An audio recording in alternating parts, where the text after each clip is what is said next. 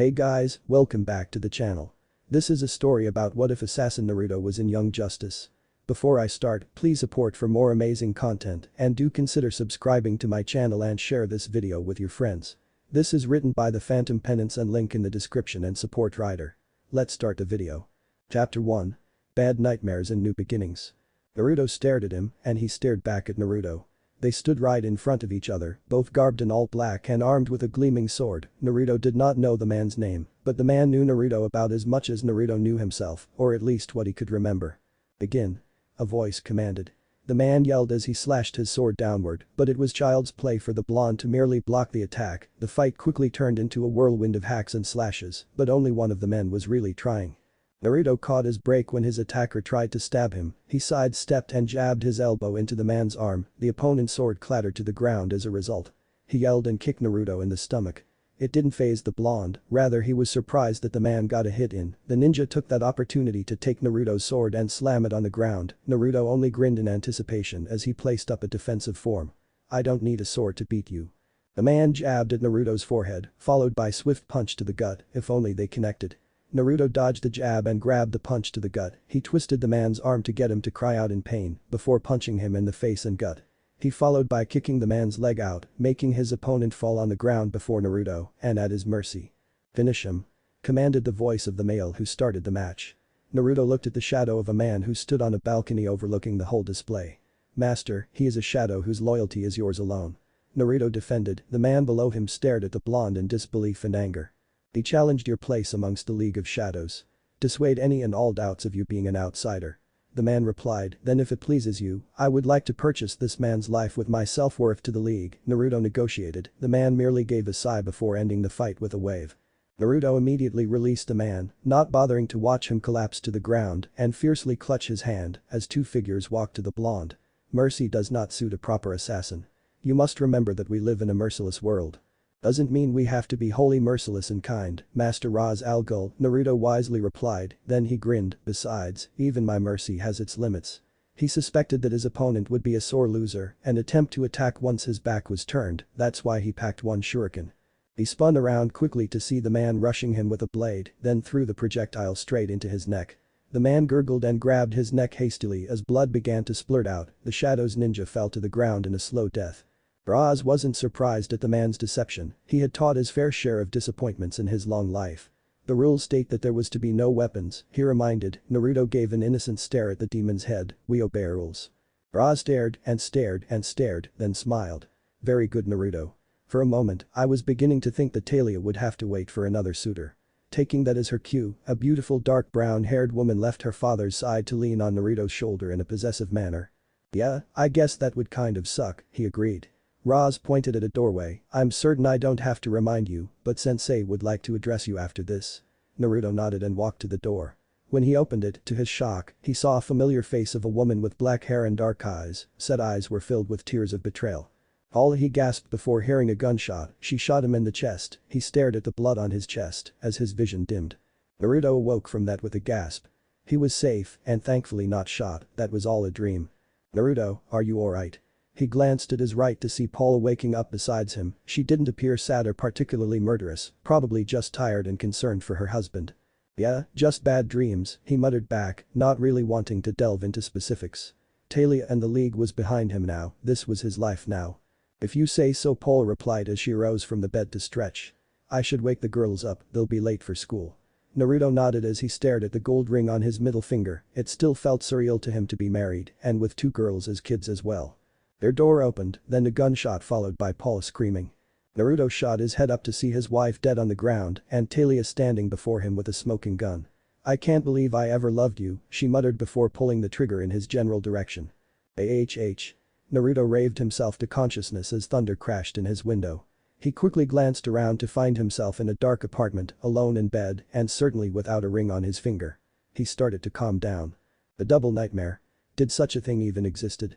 It didn't matter, the facts was that both Paula and Talia was in the past. He wasn't an assassin or a married man, the latter he could never be. His phone buzzed beside him and there was only one person who would call at 2 o'clock in the morning. He answered it anyway. Yes, Captain Sourpuff. Where are you? demanded a voice that was halfway deep, a percentage of a growl, and the rest was poorly made to sound scratchy. I don't know bats, where on earth would I be at 2 in the morning after patrolling Gotham till 1:30? Naruto replied sarcastically. There's a robbery at the General Bank. Scarecrow's got Killer Croc backing him up on this one. The Dark Knight reported over the phone. Why don't you bring with you? The blonde asked in a whiny tone. He deserves his rest, today is the day as I'm quite sure you know. Could you believe that after a straight week of reminding me, I still forgot?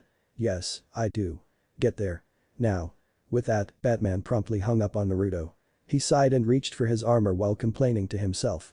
The man dressed himself in all black armor that was spray-painted bright orange on the sides of his rib area and between his legs, as well as the single sword on his back. Naruto tied on his fox-like mask to his face to complete the transformation from an ordinary man to the Shadow Fox, partner to Batman, defender of Gotham, and a chatterbox. Running across the rooftops of Gotham in the rain was a great wake-up for the hero, but it failed to keep his thoughts from reminiscing in the past. The reason he became a superhero or vigilante was to do the right thing and feel like he was doing the right thing. Fixing the world's problems with death wasn't always the right answer, and he found out the real hard way that the bad guys and/or their families don't ever forget what he did to them. That's why he isolated himself in Gotham for a fresh start as the Shadow Fox, and it was purely coincidental that Paula also moved there at the same time. Really. Shadow Fox didn't even bother to wait as he fell through the roof window into the bank above some startled crooks. Thought just occurred, why does nearly every building in Gotham have those? He mentally wondered as the crooks yelled something out, probably went along the lines of shooting him. Shadow Fox ducked behind a counter as the men wasted their bullets away against wood, completely oblivious to the fact that guns do need to reload when they run dry of ammo. Once the familiar click-click sound ensured, he popped out of the corner and threw shurikens at their hands. You guys aren't really good at this, are you? He questioned. Their response was to run up to him for melee. Poor things, looked like Naruto had to teach them the pecking order. He chopped the first goon in the neck and struck him twice in the chest before flipping him over his head. The second one threw his fist out at Naruto's head, but he leaned back and broke the man's arm. By arm he barely had time to register it before Naruto headbutted him and roundhouse kicking the guy right behind him. You got some stupid guard scare. Naruto faced the Scare King and nearly had a heart attack. Standing in front of him was the silent Batman who held on to an unconscious villain. You took your time. Batman stated in a simple manner, yeah. Well, I had a late night, Tebeo. Chapter completed. Chapter 2. A New Life. That's a lot of people. Shadow Fox muttered in a testy tone. He stared at the reporters that waited for the heroes at the footsteps of the Hall of Justice, the reporters and the people behind them. It made him worry if any of them were concealing a weapon licensed or not, and that unnerved him. You could have waited in the hall. Batman replied. He knew how his partner wasn't very accustomed to large crowds, it was one of the factors that made his PTSD start kicking up. So far, the Fox-themed hero was strong enough on his own to stop the impulses that raged for him to make a public spectacle, but that would change real soon if he stayed out in the open for a long while. The FFT, no way I would have waited. Today's Squirt's day and I wouldn't miss it, not after the whole week of reminding me, he replied after ruffling up Robin's hair. The said boy wonder took offense to both the ruffle and the nickname. I'm not a squirt. I've taken down most of Gotham's worst, I think that entitles me to a new nickname. Really? 'Cause you're kinda small for your age, and that's a dent in your man card in my books, he teased while pulling at Robin's cheek. I would love to break your hand if the moves I know weren't taught by you. To me, it sounds like you're scared, the blonde cooed. It would seem we are late, King Arthur, or Aquaman, declared behind the three. Naruto's fellow blonde had also brought along his protege, an African he guessed African Atlantean male with a lighter blonde color for hair that was cut short. The boy wore a sleeveless armor that was red with black pants and no shoes, he also had 2 handles on his back. Well, you're here before Flash, that's not bad. The two clasped hands before Shadow Fox addressed the Atlantean teenager. I'm to assume you are Quallid. The sidekick nodded in a respectful manner. I am. You must be Shadow Fox, Batman's assistant in Gotham. My king has spoke of you. He tells me when the Batman was reluctant to join the Justice League, you convinced him. Be glad I did, otherwise it would have been unorganized, inefficient, and seriously in debt, Naruto laughed. He glanced behind Quallid to see Green Arrow along with his short fuse of a sidekick. I told you we were going to be late. Well, he hadn't have shown up for 5 seconds, and he was already having an attitude. Relax, Flash isn't here yet, I'd say we're still pretty early. Green Arrow assured his redeeted partner, well if it ain't Jolly Saint Ollie, now the party's shown up, Queen flinched at Fox, it's nice of you say that.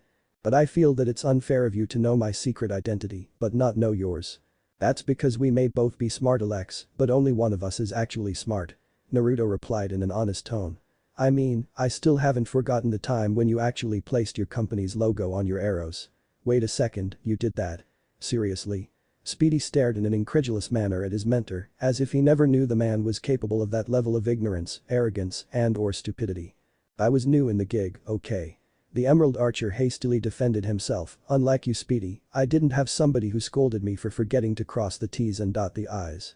Naruto snickered, that's kind of ironic to hear that from you, since your superhero gig is emphasized on precision. Gentlemen, can we be serious for a moment?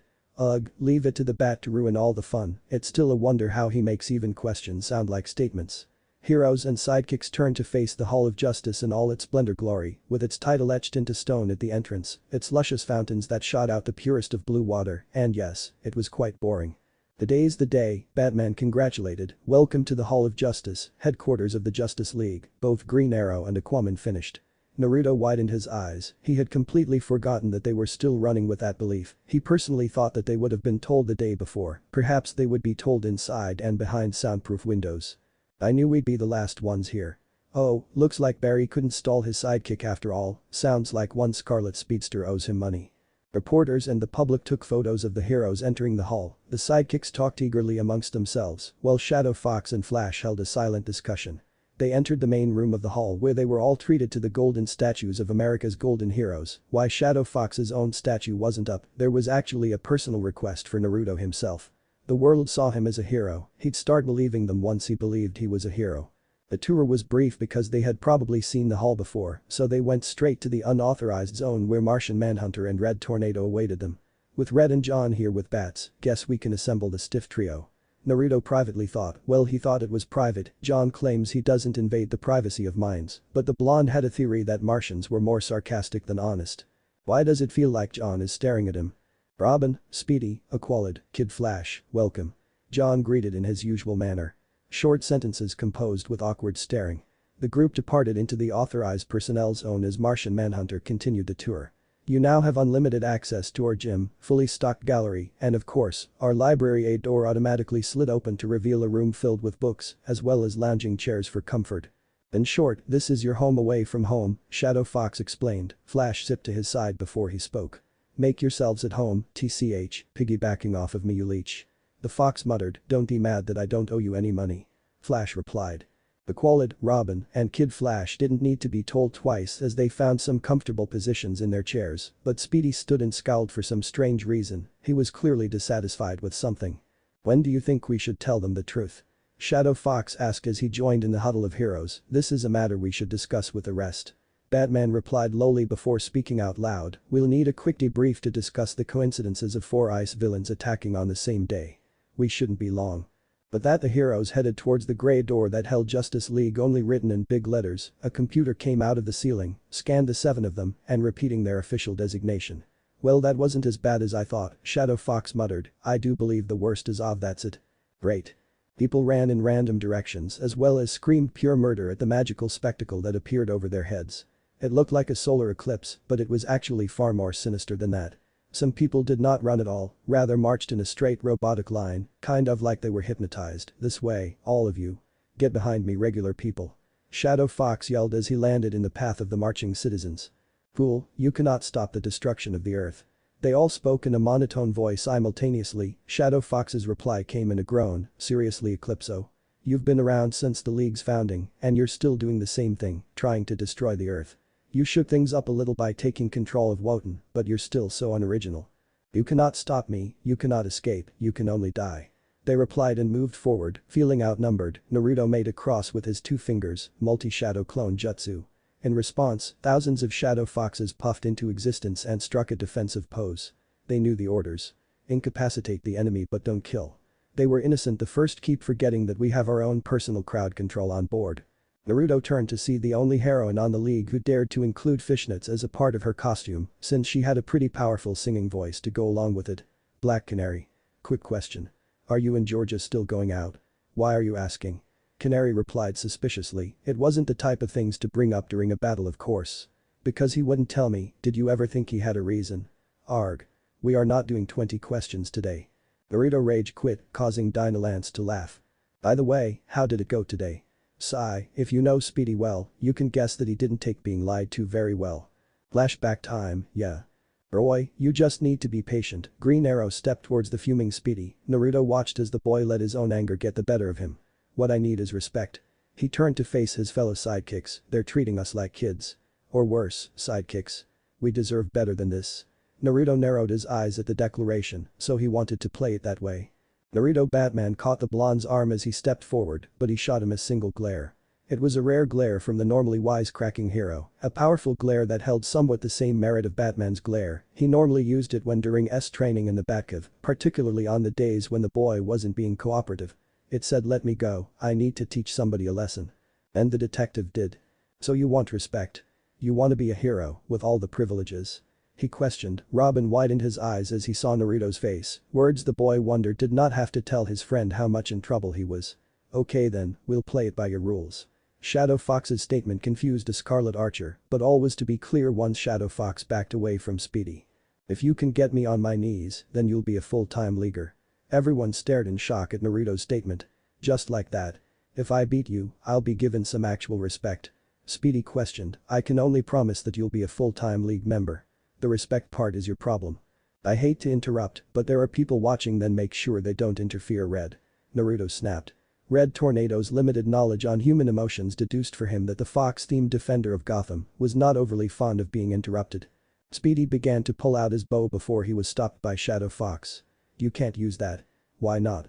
Speedy demanded. "That bow and quiver full of arrows were purchased by Oliver. Real heroes bought their own crime-fighting gear, even the clothes on your back isn't even yours, but it'd be embarrassing to fight naked," Naruto replied matter-of-factly. Green Arrow flinched. Speedy's personal pride was a main pillar for the boy, an attack like that was sure to set him off. Speedy growled as he ran to the fox, but Naruto grabbed the boy by the arm and threw him over his shoulder. The boy landed unceremoniously to the ground. "That's a basic maneuver, one where you'd be dead if I had a firearm of any kind. Killed by your own anger, no hero I know would be killed so easily," Naruto taunted. Speedy growled as he got back on his feet and got into a defensive pose. There were minuscule weak points in his defense, showing that he was taking the fight seriously. It was quick, but Speedy clearly felt a fist strike his face. "Was that too fast? Do you need me to slow down for you?" Naruto cooed. "Quit treating me like a child." Speedy roared as he struck to the left and the right. Naruto smoothly dodged, then grabbed Speedy's leg after he tried to kick him in the chest. "Your style is a loose reflection of Black Canary. Did you even bother to learn some martial arts of your own? Were you that certain of yourself, or that arrogant? Now that's taking things too far." Green Arrow decided to butt in, but Naruto had made his point, so he let the boy go. "You demand respect. You disrespect your partner, the man who practically made you a man by complaining like a child. You disrespect your mentor's training by not bothering to follow her footsteps and try to find some fighting styles of your own. Did you ever think that if you had faced someone like me in the field and died, that your death would be on their conscience? That they'd believe you died because they failed?" Naruto questioned. The amusement left his voice real quick. "You, Roy, have given no respect and you think that you're automatically entitled to the same amount given to you? I loathe people who were given so much but are too consumed by what they don't have to even see it. That is not good hero material, not even a good man material." Flashback end.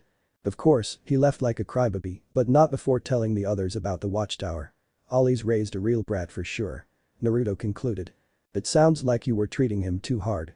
That's what Ollie said to me, but I told him I treat Robin even harsher and he's the kid who's not even old enough to drink his pain away." Both Black Canary and Shadow Fox were lounging on the neat grass as the army of Narutos kept the hypnotized citizens back. Naruto was so used to getting crowd control due to his cloning ability that he lounged around and allowed all his clones to do all the heavy work. This certainly annoyed more than a few leaguers, but it hasn't raised any arguments. Wonder Woman fell out of the sky and made a small crater right next to the two. She got on her feet and noticed them just sitting. "What are you two doing? We could use some help." "I am helping Princess, crowd control." Naruto pointed at his own army. "I can't fly," was Black Canary's response. "That man can't fly and he's helping us. He's Batman, die."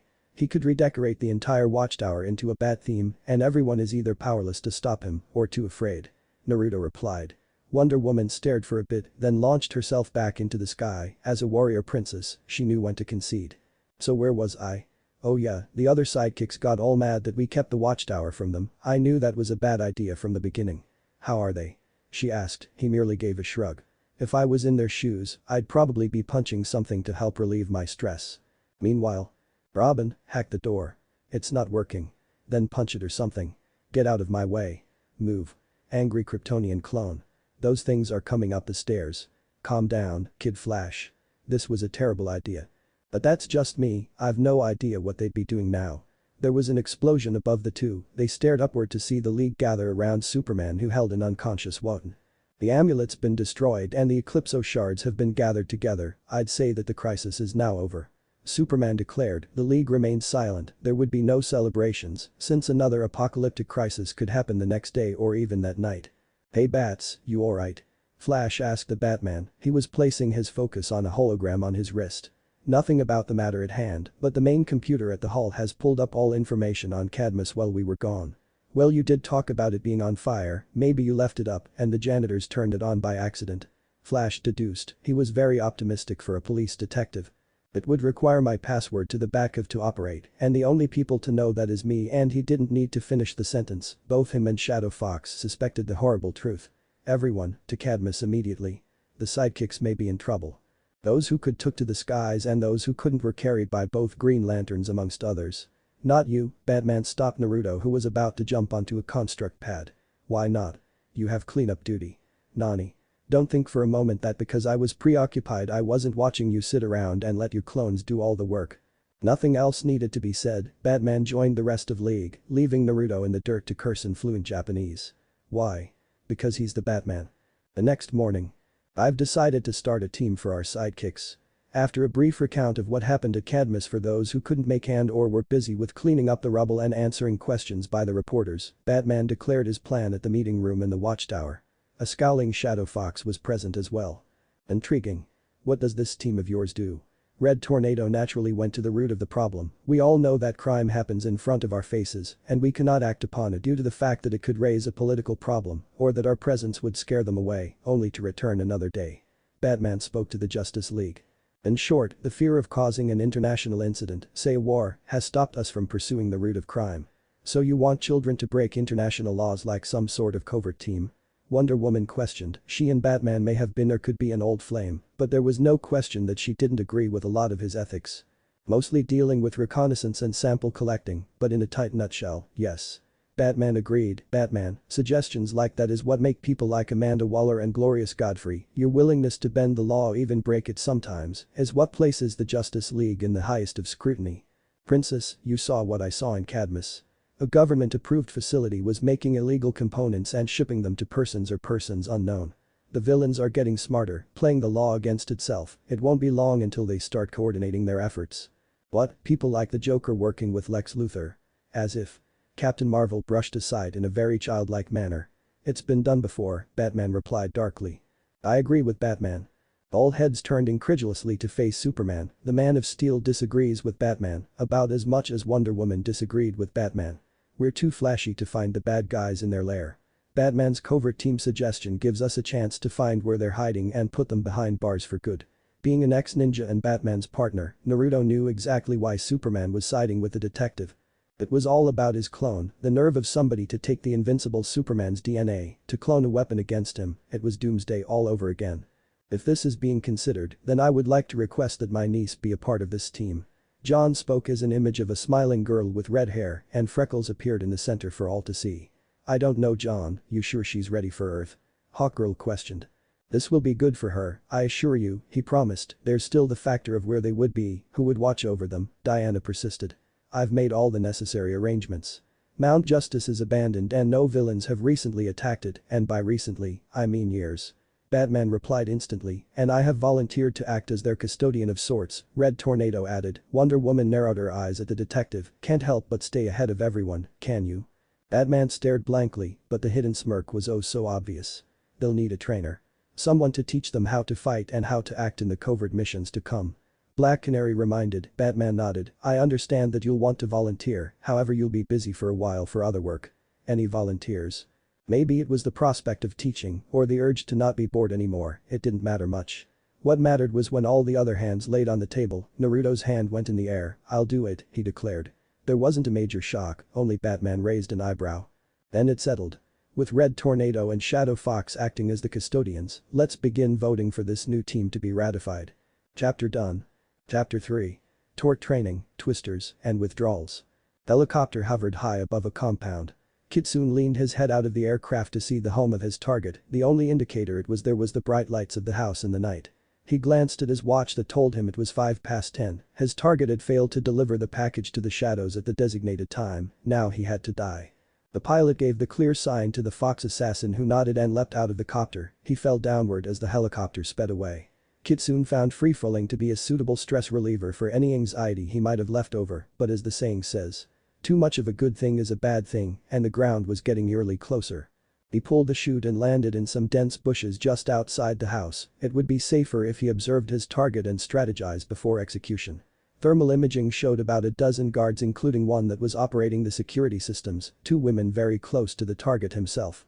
The way he paced back and forth made Kitsune assume he was talking on the phone, probably trying to find a way to bribe the shadows or escape. That would only make Kitsune grip his binoculars in anger, the fool thinks he can trick the League and escape. No more planning was needed, he snuck over the defenses and stuck to the camera's blind spot. Step 1. Neutralize the escape route. He made his way to the garage. The man had a collection of cars, some old and some that were made the day before, none were spared of Kitsune's explosive remote charges. Step 2. Control all the power in the house. While the security remained a problem, Kitsune did take advantage of the near defenseless generators that powered the entire complex that also just so happened to be outside. That was amateur of them. Step 3. Silence the Sekuryu, don't move. Kitsune froze at the order of guard who somehow snuck behind him, he'll berate himself about that after he gets back from the mission.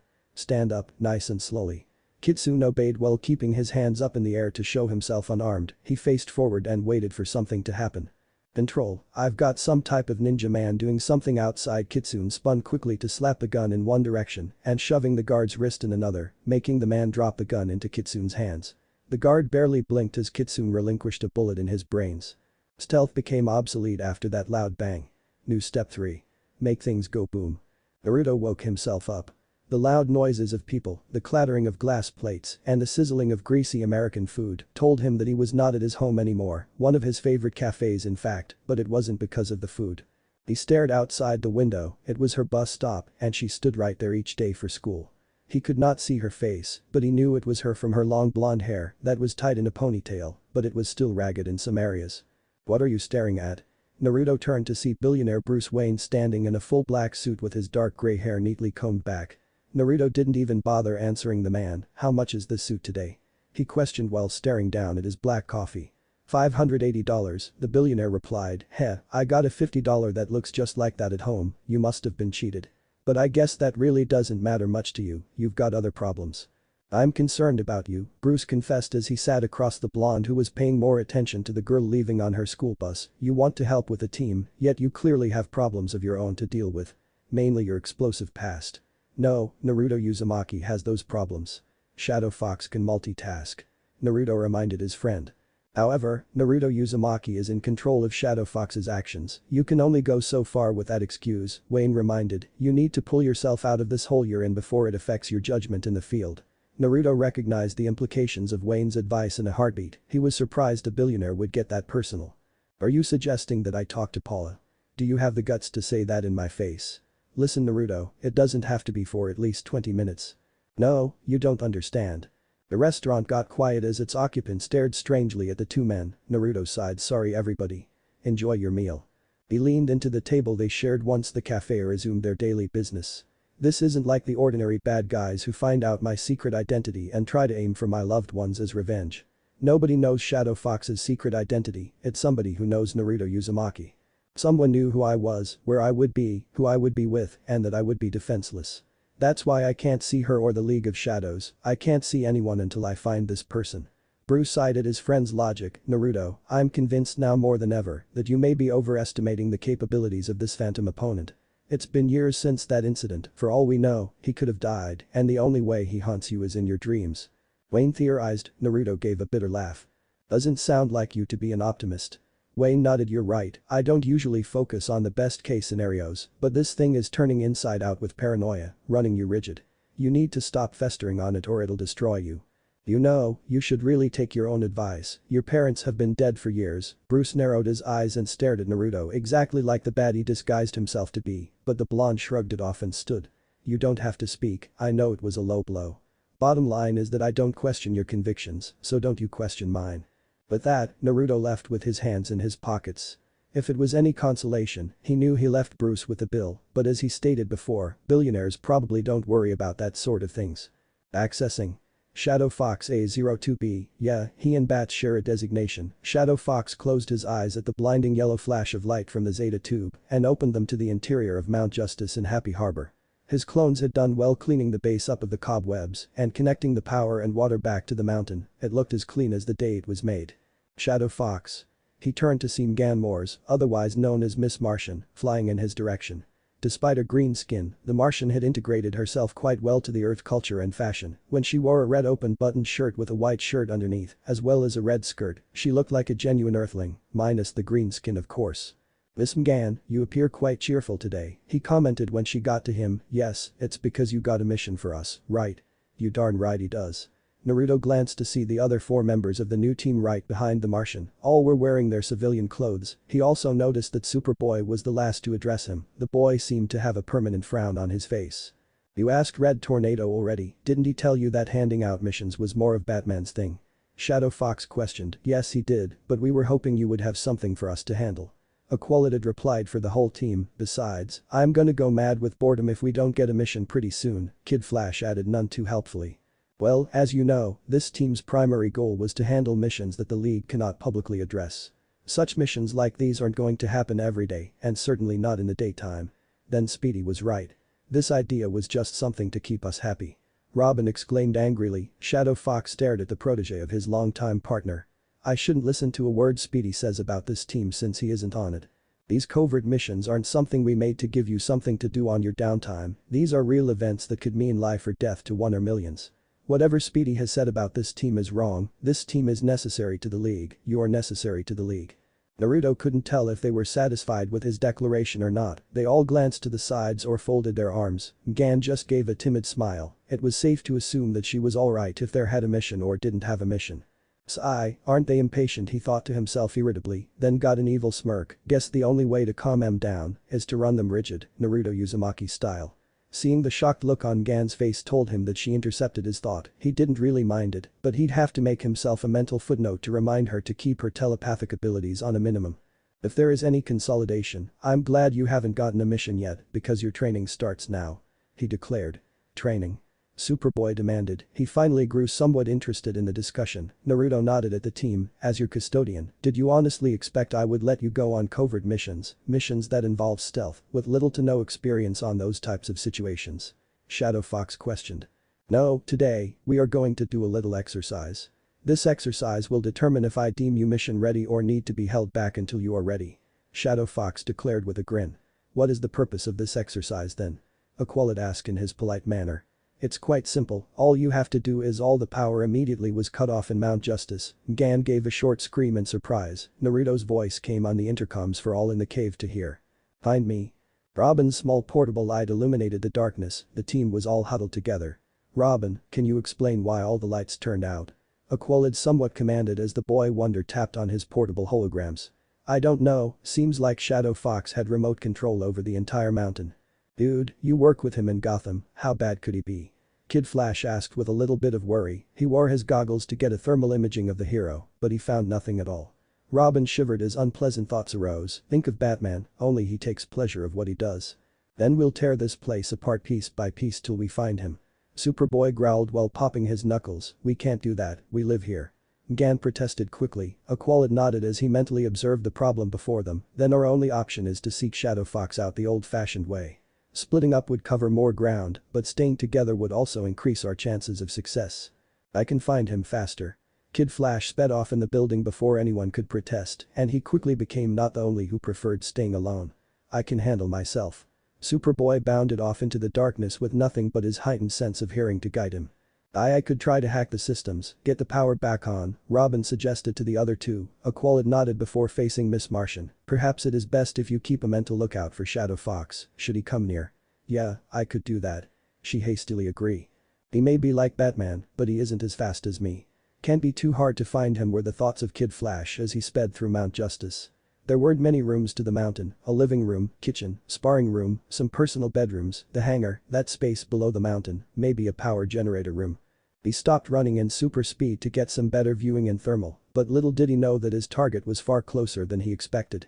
Hey. What the someone grabbed his head and pulled him to the ceiling. Kid Flash stared at an upside-down grinning Shadow Fox. Maybe he was frowning then. You assume that I'm a regular human, that I need the ground to stand on.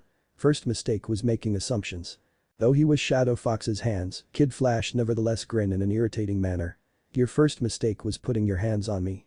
He began to violently vibrate his body at an incredible rate, not enough to phase through solid objects, because that would be embarrassing when he pulls it off, but to get the molecules in his body really hot. Shadow Fox hissed at the intense heat and dropped the junior speedster. Kid Flash wasted no time to dash on the walls and eventually the ceiling to land a blow on Shadow Fox, but said hero fell to the ground. The yellow and red speedster ran circles around Fox Hero. Just give it up, SF. No way you can catch me. Shadow Fox didn't react, rather he held onto something very thin, and sometimes it shone in the darkness. This same thing Fox pulled out and pulled tight. Kid Flash realized what was happening after he barely caught notice that more of it was in his running area. Oh crap. Kid Flash tripped on the wire and fell unceremoniously against the cold hard rock wall of Mount Justice. Ordinary people would have had a majority of his bones crush at that intensity of a strike, but Kid Flash only moaned for his aching muscles and broken pride. You had abandoned your other teammates, particularly the one who knows the most about me, to face an opponent you had no idea where he was or what he was capable of doing to you or others. If I had been someone like Deathstroke or Lex Luthor, villains who don't monologue for more than a minute at the least, you would have been dead. Shadow Fox instructed as he wrapped up his wire. Better luck next time. Now, it's time to deal with one jolly green giant, minus the jolly and green part of the mix. Superboy searched the mountain with a bit of recklessness, and for a reason. He was a walking tank of mass destruction, a Kryptonian, and Shadow Fox was just a mere man. He was quite confident that whatever the man could dish out, he could take and give even more. Just then, something slid between his legs. He glanced down to see two hands grabbing the back of his knees and pulling hard. Superboy yelled out as he fell to the ground in front of Shadow Fox. Your Kryptonian half makes you really durable and strong, but even you can be toppled with the right leverage. The superhero. Why did you leave your teammates? He asked while Superboy angrily got himself back on his feet. I don't need them. The clone replied rather fiercely, I can handle you on my own. He started throwing mad swings at Shadow Fox. Granted, they were laden with more power than a locomotive, but they were wild and random, showing how much Superboy knew what he was doing. I don't doubt that you can, given the right circumstances. But you rushed in without knowing what I can do, or if I am stronger than you. Basically, you overestimated your capabilities and grossly underestimated mine. With that, the room they were in became illuminated by a green light, a small green light, a light that came from the palm of Shadow Fox's hand. Superboy backed away as a weird and very uncomfortable feeling washed over him. It became hard to move, stand, even take a breath. What is kryptonite? I assume this is your first time ever coming into contact with it. Shadow Fox replied. He flipped the kryptonite shard back and forth from his fingers as he talked. I honestly don't know how the remnants of Krypton get to Earth from the vastness of space. Guess that's one of life's mysteries, eh? Consider it a gift that you're exposed to it now and not in the field. That'd suck for you and your team. But that, one solid punch to the head knocked Superboy down for the count. Naruto sighed, they're not used to this sort of stuff, nevertheless, really disappointed with how this exam's going. Guess I'll have to wrap it up now. This Martian. Still nothing, Gan answered Aqualid's unspoken request. The Atlantean felt more and more uncomfortable with the situation as Robin tried to regain control of Mount Justice's power. It had been more than 5 minutes now, and Shadow Fox had not engaged them yet. Surely he knew that they wouldn't have moved blindly in the dark. Then again, both Superboy and Kid Flash had charged with reckless abandon. Alright. I got it. Robin cheered as a green checkmark appeared on his screens. Then do not waste time, give us control over the mountain again. Aqualid responded, he didn't need to repeat himself. As the lights flashed on, the three got an enlightening experience of how bad their situation is, or was. I'm guessing we lost, Robin assumed in a weak tone, that's impossible. Gan exclaimed, I would have noticed this many people for certain. The three were completely surrounded by dozens upon dozens of Shadow Fox clones, all poised to strike at an instant. My clones don't have private thoughts. The real Naruto made his way through the crowd flanked by two other clones carrying the one unconscious Kryptonian and a sulking speedster. To say they think privately would be to say that they think like me, act exactly like how I should act, pose as me. They don't think like me, they are me. He instructed, their skills are my skills, their reactions are my reactions, their perception is my perception, and vice versa. When I dispel a shadow clone, I don't receive their memories because they aren't capable of making any, I take their experiences. My brain does the rest. But that isn't the case here, the case is your performance. He began to pace back and forth and thought, honestly, you didn't do very good, but that's what I expected. You guys are new to this kind of thing, but that's going to change after a good week of my all-star training program. What star training program? Robin wimped, he just knew that if it was anything he went through during his training to become Robin U5 will be trained in the arts of stealth, reconnaissance, and perhaps even espionage. Shadow Fox declared, I'm not going to lie, bones will be broken, sweat will accumulate in a speed you all will have never thought possible, and when I'm done with you, by God, you will be aching in places you never thought could ache. It ain't because I hate you or that I enjoy this, who am I kidding? I'm really going to enjoy this, it's purely to prepare you for the possible worst case scenario in the field. Shadow Fox grinned as he faced the team, ladies and gentlemen, as of right now, your training I'll stick with torture, begins now. 2 weeks later. How are the children behaving? Red Tornado questioned as he exited the Zeta tube. Shadow Fox gave a savage grin, oh, they've by now learned the pecking order of things around here. Since he had no clue of the basis Batman would be assigning missions, Naruto decided to make the past couple of weeks be devoted to pure mental and physical training. If they weren't begging for a mission then, they sure were begging for one now, until they found out that begging for missions was only going to earn them more time with Naruto and his training regime. All jokes aside, I feel like they're ready enough to handle their first mission. It'd be a nice way to measure up their capability. And what of Miss Martian's telepathy? Have they taken advantage of that yet? The android questioned, causing Naruto to flinch just a bit. Yeah, that's still a sore subject. The genomes in Cadmus had left a lasting impression on Superboy, making him and Gan barely on talking basis, it was pushing the button to get them to talk alone. You should begin working on that.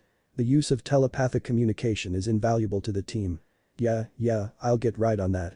Naruto dismissed, but then he stared at the main computer in the cave. Hey Tornado. How often does a lone tornado terrorize the dock's happy harbor? Never. Red Tornado replied as he stared at the phenomenon. There are no storms near here according to the weather forecast, this is an unusual occurrence. I could check it out, Shadow Fox suggested. I've got nothing to do. That was the moment Batman decided give Naruto a call, or maybe not. Shadow Fox here. Are you doing anything important? Bruce Wayne questioned. Something had just come up in Happy Harbor. I will assign the team on it, take Batman's case. Red Tornado cut in from the side. Naruto glared at the crimson android. Does everybody want to cut me off? Well, I'm surprisingly free now, what's up? There's a case in Gotham. I need you to handle it. Is it because you're in a meeting, or that Batman shouldn't be out in daylight much? Naruto questioned, both. Deal with it. People were so pushy these days. Alright Jimmy, I'm here. What's up? Commissioner Jim Gordon turned to spot Shadow Fox passing through the GYPD into the crime scene. What, Batman didn't want to come? He questioned. Yeah, says he can't show up during the daytime. Gordon sighed, we could have used him now, because this is a strange one. They went down the diseased and filthy alley that was cut off with yellow police tape to the victim. It was a boy, teenager who hadn't been on the streets for a while judging his clothes, but his eyes were bloodshot red, even blood came out of them. His veins appeared deep into the surface of his skin and was purple, his body was also pale, he'd been dead for an hour or so. Not one of the worst things I've seen, but it's still pretty bad. Shadow Fox commented. Jim nodded, well, what can you make of it? The commissioner probably could have ordered his scientific team to handle it, but their instruments were a tad bit outdated and the mafia in Gotham was never truly dead. It was best to let the professionals handle it. Naruto wasn't scared to poke and prod the body a bit, even go as far as to take blood samples of the boy of both the blood in his body and on his eyes. Well, it's a chemical reaction to something for certain. His immune system is out of whack, as well as his nerves and muscle tissue, it's showing signs of a drug withdrawal. A withdrawal? From what? Jim questioned. Shadow Fox could only shrug, not your regular drugs for certain, this is some heavy stuff. Gonna have to ask the Bat on this. Jim took that as his cue, he cleared police back as to give the hero some space to make a call. Hey Bats, I got a dead kid who suffered a withdrawal, can you tell me what? Send me the picture and the blood sample results, Batman commanded. Shadow Fox sent them via email and patiently waited for the world's greatest detective to go over the information. The direct attack on the boy's nerves, particularly in the muscles, as well as his veins reaching the surface, could only be one thing. Venom. Bruce theorized. Venom? The stuff Bane sells. How could he have died from that? They sell venom everywhere in Gotham. Naruto replied. Evidently not anymore, which doesn't make sense. Gotham's one of Bane's top buyers, for him to stop selling venom there would mean a major hit on his money input. Shadow Fox stood from the corpse and turned to leave the scene. Guess that means we got to find out where the stuff is going and for what.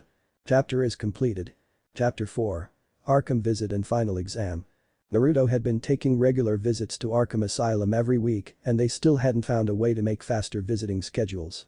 It wasn't as if all the city wanted to be even close to the infamous asylum, whose reputation takes a dive after each breakout. He sat on a rugged chair in a bare empty room that was about as filthy as the rest of the asylum, he would know, and checked his watch every 5 minutes, he'd been doing that 6 times now. The warden's voice droned on the television about the history of Arkham and how it was beneficial to the city. Now the blonde could sympathize a little bit to the loons for wanting to tear Warden Sharp limb from limb, the man sounded like a drone. "Mr. Uzumaki, she's ready for you now." He glanced upward to see the receptionist assisted by a security guard. Not wishing to waste any more time, he stood up and followed the man deeper into the asylum that always has a leak somewhere, basing it off of Arkham Asylum game, dark and leaky. "Suo, how long have you been here?" Naruto asked to break the silence, it was his luck that the security guard felt talkative. "Too long, pal, about a month or two. That makes me a veteran in this loony bin, figured I better quit before there's another breakout and I get caught in the middle of all these crazies." "I hear ya. Being stuck in a place like this with these people sounds like a nightmare, alright." Naruto agreed, the security man glanced back at the blonde before speaking again, "If I'm not getting too nosy, can you tell me why a guy like yourself is even here?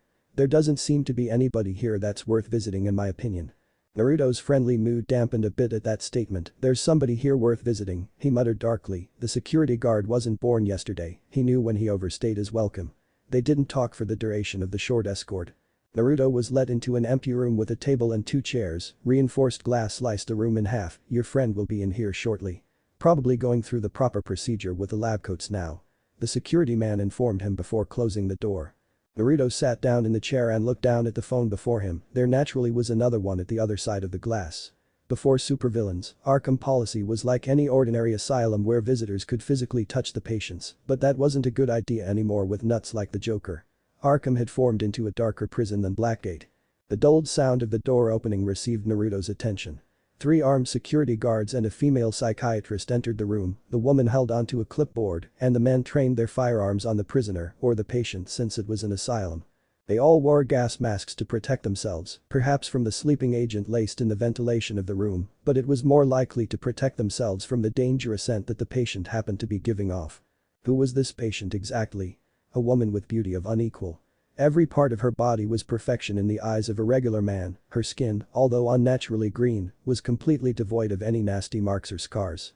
Her body was perfectly formed in every aspect, her shoulders, arms, chest area in general and specific, her hips, her legs, even her hands and feet were in all manner, perfect.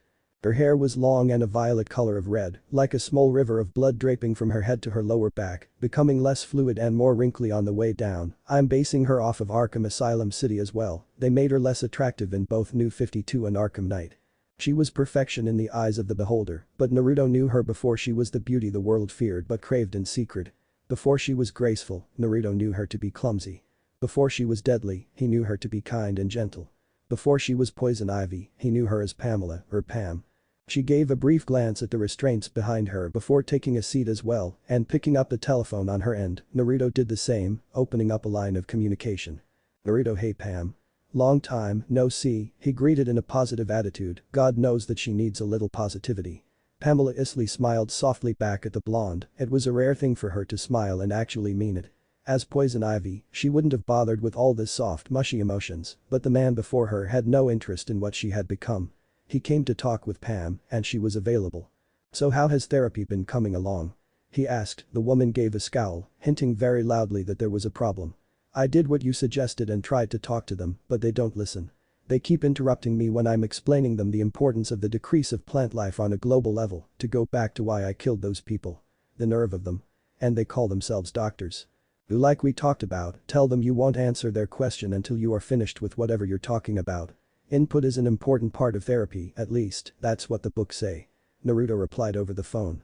"I've recently been doing some thinking, and I think that they don't want us to leave." Pamela confessed silently into the phone, "Who, the patients? Their job is to rehabilitate the patients, Pam. No, their job is to do whatever Warden Sharp says, and Sharpie is going to do whatever is necessary to keep us all in here," Pamela cut in. Naruto narrowed his eyes. Whatever Pamela was telling him, there was a good chance it wasn't all lies, she wouldn't lie to him.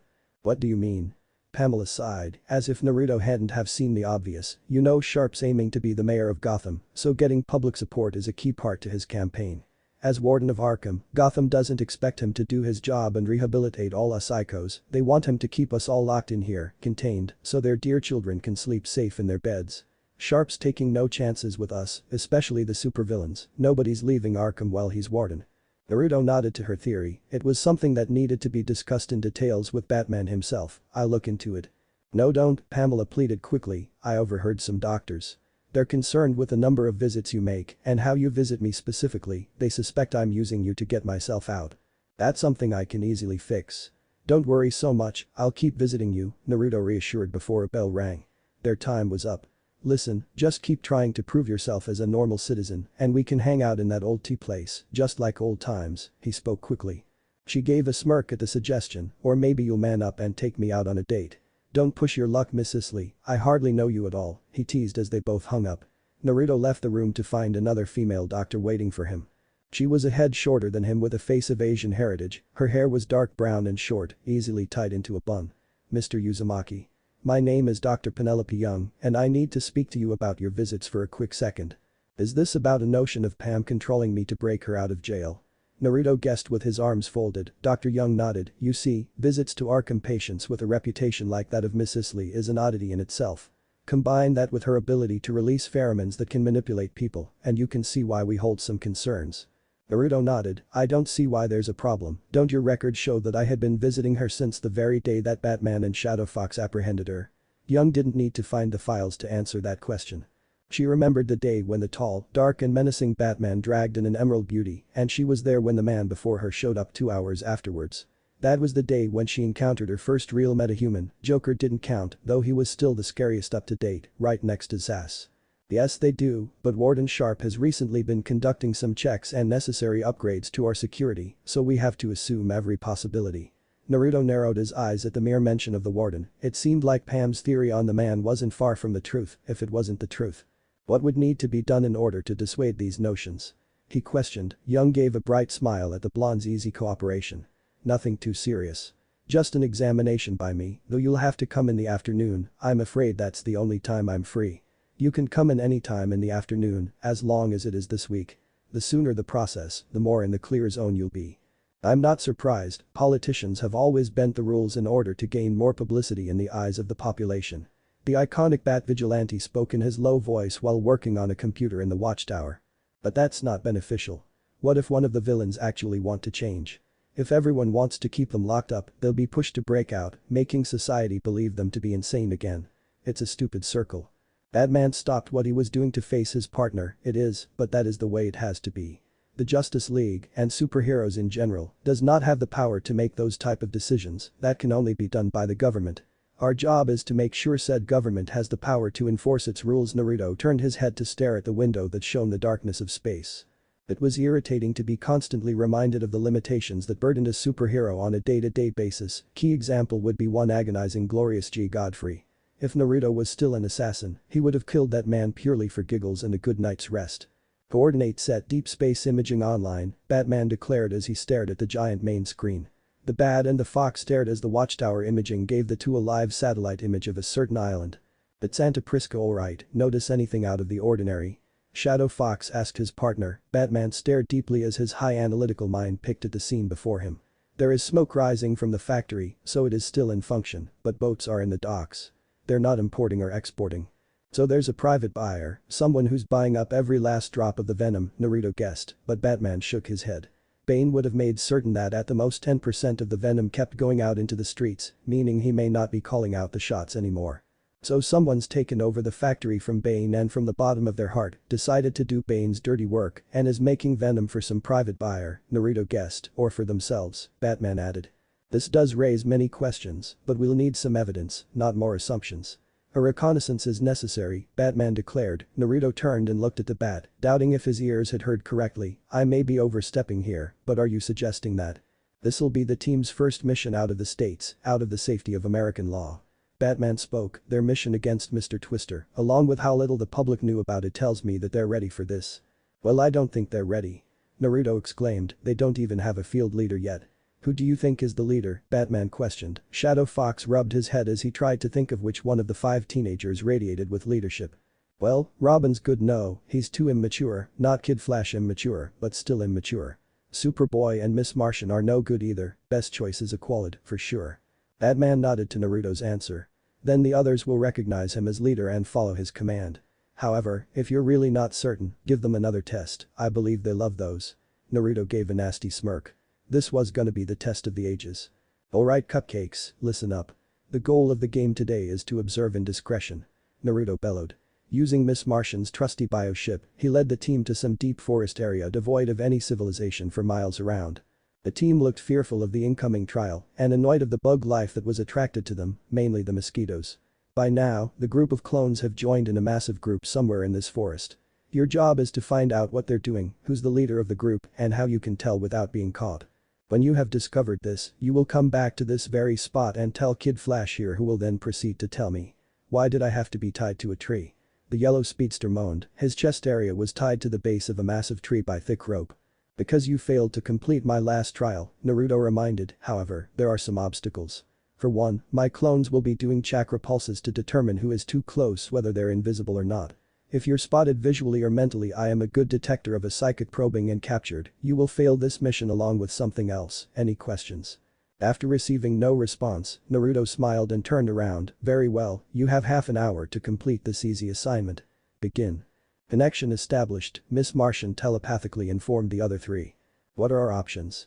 Aqualid immediately asked, we can make him tell us what they're doing, Superboy suggested, always eager for a challenge, that's too risky. He's proven that he can kick our butts over and over again, besides, there's the possibility that he doesn't know himself. Robin replied before glancing upward. Miss Martian, fly above the tree line and see if you can spot anything that seems out of place in a giant foresty area. The Martian girl nodded and flew upward as commanded till the three on the ground could not see her anymore. I see some smoke in the distance. About north. South. Which is it, north or south? Robin demanded, I don't know. What's the Earth word for this direction? Came the girl's response. Everyone, follow me. I can hear them. Superboy growled as he sped off, leaving the other two. Superboy, slow down. We cannot all jump at great distances. Aqualid called out. I got it. Miss Martian assured. Using her telepathy, she carried Robin and Aqualid and sped off in Superboy's direction. Robin gave a sigh, okay, everybody stay whelmed, we can get through this. Aqualid nodded, agreed, if we can relax and focus as a proper team, we can handle anything that Shadow Fox can throw at us. I've found them. There's something or someone cut Superboy off, making the team automatically fear the worst. Superboy, status. Are you alright? Aqualid demanded, you've got to be kidding me, came the reply of the clone. The lagging part of the team cleared a thick part of the forest where they found Superboy and all the Naruto clones, one brief look, and they were subjected to the horrors of their mentor. The mountains grew white with a dense blizzard that blew across them, only the incredibly brave and foolish would dare to travel up them during such a tempest. Nevertheless, two climbers braved the intense cold, both were deeply clothed in anything that could cover their body.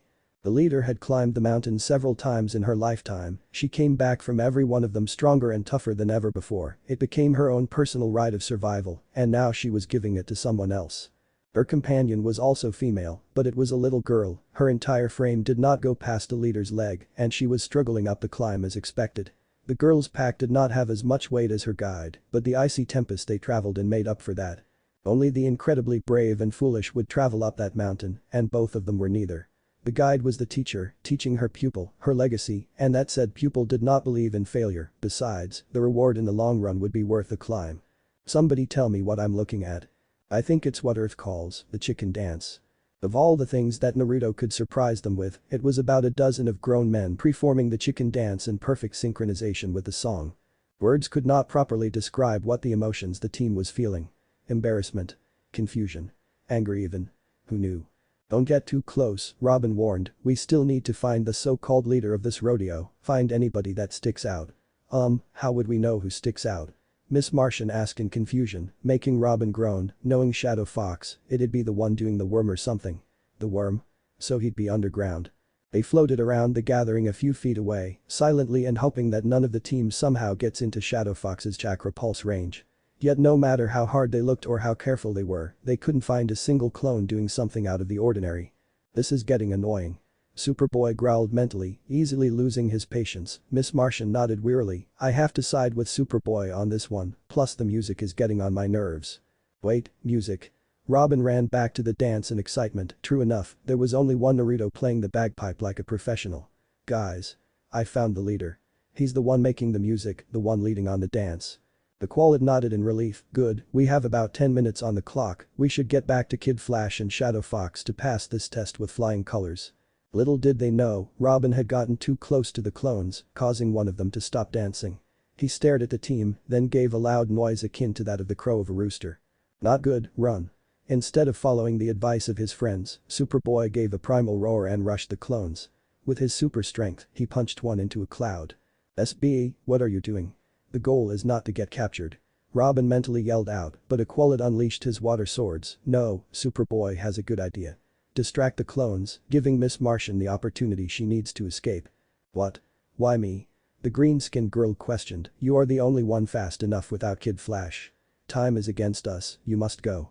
Without another word except a lingering glance, Miss Martian sped off cloaked. Robin twirled his Eskrima sticks and joined the other two in the fight. The clones were no longer their goofy selves as earlier, but rather clones of the Shadow Fox, one of the world's greatest fighters if not the best. Making punching and slashing them to an existence much harder than earlier intentions. As two clones threw Superboy against a tree, Miss Martian searched for the thoughts of Kid Flash. They weren't hard, usually on the train of food, science, and beautiful women. Wally. W.O. Is that an angel I hear? No time. Quick. Clones were doing a chicken dance. Chicken what? Robin was right, Wally was fast on his feet, but not with his mouth, and apparently his mind as well. Chicken dance. With a leader playing a bagthingy. Bagpipe. Yeah, that. Tell him, quick. Miss Martian urged before something quickly grabbed her foot and threw her to the earth. Her eyes glowed green and sent the clone spiraling into the treetops where it hit something and exploded into smoke. ANNNDD, game over. Shadow Fox loudly declared, he sliced away Kid Flash's bonds. He stood before Miss Martian who sat on the ground, well played, thought there was some problems. I'll discuss it when the others airy. At that moment, the other three team members were tossed to the ground on their backs. Now that we're all here, let's discuss your performance. Naruto declared. Superboy, your hastiness and little disregard for your members is very dangerous for this line of work. You may be durable, but your comrades aren't. You need to rein in your temper focus. The clone only growled in anger, proving he didn't really listen. The Qualid, you kept your head in the game really well, but you're too gentle. Your advice was sound enough, but that was all it was. Advice. You allowed your comrades do whatever they were comfortable with rather than what needed to be done. However, you made up with that by effectively working with what you had. The Atlantean nodded at the advice, it was something he would have to work on, as well as another reason he may not be cut out for leadership. Wait, you were watching us the whole time? Robin asked in disbelief. Shadow Fox grinned. Yeah, and now we move on to you. As expected, you utilized your analytical mind to find the hidden meaning, the underneath. However, you got sloppy and made assumptions in your hastiness, you'll need to stop doing that in the future. Shadow Fox faced Mgan who stared shyly in the ground. I'm going to say the obvious. You don't know a whole lot about Earth and our language yet, and that won't be held against you. However, you are impulsive when it comes to helping out, your eagerness to be useful can and will get you into situations where you may or may not be capable of handling. After talking to her, he faced Kid Flash. What? The boy asked. Naruto sighed. There are so many things wrong with you, I'd be here all day naming them. Hey. I resent that. Despite your problems, you all minus Kid Flash worked together to pass my test, and pass you did. Which is good, otherwise I'd have to go to Santa Prisca. Santa what now? Kid Flash asked dumbly. Shadow Fox grinned. I won't say, the details are in the briefing you're gonna get from Batman. The team all widened their eyes and stared back and forth at each other at the implications of what Shadow Fox had said. Naruto laughed. That's right, your first mission, aside from that Twister incident that you all thought was fake. Let's get on the bio ship. If you hurry and shower into fresh clothes, Batman may not be in such a bad mood today. Chapter completed. Chapter 6. We all go a little mad sometimes. Stop right there. Shadow Fox and Batman spent the long Gotham night chasing one madman with a girl in his clutches, but the chase finally came to an end when a lunatic took one wrong turn in the old Gotham maze. Give it up. You can't escape, we are sending you back to Arkham where you belong. Batman declared. Shadow Fox nodded along while fingering a shuriken. A lone light from above shined down on the two heroes and the one bald man. A bald man with many scars on his back. Back to Arkham, away from all the fat little piggies. Never. Insanity was laced in the growl of the patient, showing how little of his humanity had remained throughout the years of medication, and a dozen imaginary voices screaming in his fractured mind. There was no human left, only a killer. only sass. The killer glanced down at the girl in his arms, she trembled at his touch, tears was coming out of her eyes, but he didn't focus on that. This girl, this piggy needed to be gutted, right now. I suppose one more little piggy before my fun is ruined, he mumbled with twisted insanity. No. Don't. Naruto remembered that night as clear as day. He currently was standing in the alley from whence the events unfolded, he was obsessed with going there, like Bruce's relationship with Crime Alley. The girl was barely eligible to learn how to drive, probably just left middle school, maybe she still had dreams of being some sort of doctor or an actress, but they were dashed with the edge of the knife, as well as the lack of supply for a rare blood type. Naruto compromised that day. Whatever unspoken rule there was to being a hero, he deviated from it, he was so mad, his eyes turned crimson. He knew how fond Sas was to cutting his own flesh as a way to remember each and every kill he's made in his life, so Naruto gave Sas a cut worthy for the girl. The man really spilled his guts. Bruce didn't talk about it for a week, even though he knew how important the no-killing rule was to him, but Naruto had no qualms about what he did, if he had the power, he'd have killed Sas way earlier. The League had always spoke about not killing so they wouldn't stoop down their level, but Naruto was from that level, and he wasn't the only one. Wonder Woman trained her entire life to be a powerful and deadly warrior, Jon Stewart and Barry were both law enforcement, Hawkwoman came from a warrior planet, even Red Tornado was designed by a villain to infiltrate the League and destroy it. They had to understand what Naruto was going through, spending the most of your life, well, what little he remembered, becoming something only to end up shunning that part of you for eternity. It was a struggle, and it was not becoming any easier as the days rolled on. The more he fought as a hero, the more villains he ran into, and as he stared into their black hearts filled with evil intentions, it was hard not indulging the thought that the whole world would benefit their death.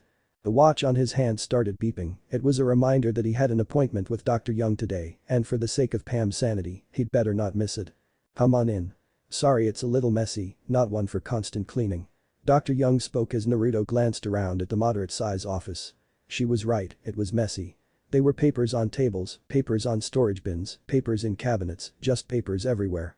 Naruto sat down in a metal chair across a polished wooden desk and its owner who placed down a file, a window of Gotham's rising sun provided great lighting. You rely on sunlight? Naruto questioned. It's not encouraged to use additional electricity, Young explained.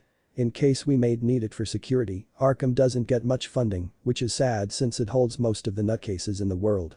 Something your fair Warden Sharp hopes to change if he becomes mayor? Naruto asked lightly, Young sighed. I sure hope so. Anyway, we're ready to begin whenever you're ready. Tape recording? Naruto questioned as he stared at the little device in the woman's hands. Just to keep things as official as possible. She explained.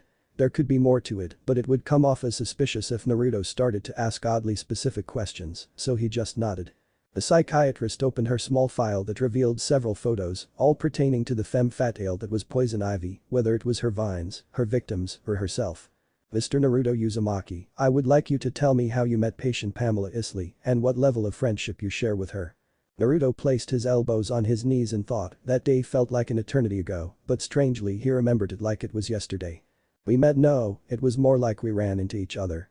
It was a fresh start for Naruto, a new life away from the League of Shadows to venture into the world. If Roz held plans for him to destroy the world, then he should at least get to know it, understand why it was so terrible. Gotham City was his starting point, it was considered to be one of the worst cities in America if not the world, there was a League outpost should Naruto ever need anything, and besides, an old friend lived here. She could show him the ropes of the place instead of him spending weeks tripping on his toes. Naruto was wearing baggy pants and a buttoned-up black jacket, as well as carrying a backpack in one hand and his suitcase in another. The loose clothing as well as the suitcase all carried his personal gear and equipment in case he ever went into mercenary work, he was regarded the best assassin in the world. Assassin or not, it could never had prepared him for the rush of Gotham. People practically ran right past him without any regard to the other people they passed, did they even notice their existence?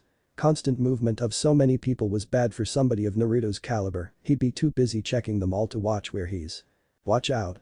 The blonde practically face slammed into another person and both fell to the ground, their performance earned them a quick glance from a few civilians, but they went back to their fast-paced lives. Naruto quickly checked his luggage to find that nothing had fallen out, much to his relief, then he decided to help the person he knocked over. One look at her had froze any words that planned to leave his mouth. It was a woman. She had a nice face, it was a little dirty, and she was currently readjusting her glasses, the lab coat she wore gave off the idea that she was some type of scientist, but that wasn't the point. The point was that she had red hair. Actual red hair. Naruto didn't know why, but he paid very close attention to the hair. She glanced back at him very briefly, muttered her apologies, and left in a hustle, leaving him to stare as she passed on by. "So you met purely by coincidence?" Young surmised audibly. Naruto nodded. "Yeah. It wasn't a week later that we knocked over each other again, but this time, I wasn't gonna let her go. It was the hair, there was something strange about that hair, like I held red hair in a high regard." He explained. Dr. Young nodded as she wrote down on a pad. Attraction to deeds, was it strange that she felt a little disappointed at the fact? "So this wasn't the last time you met?"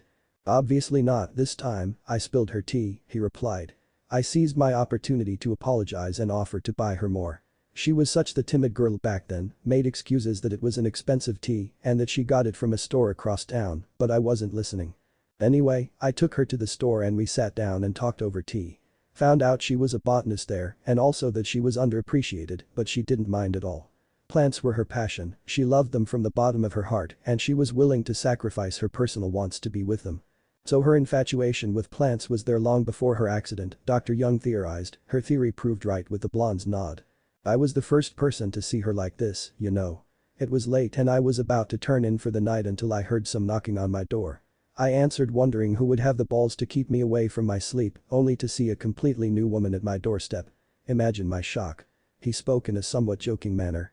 The woman urged him on while she wrote some things down in her notes. Well, despite her obvious changes, she still talked like old Pam and she needed help, so I helped her. Been doing that ever since. He concluded in a small proud manner. Dr. Young nodded as she stopped the tape recording. "Alright, we'll have to end it for now, I have more duties to attend." "So am I clear?" Naruto asked eagerly as the woman packed her stuff up.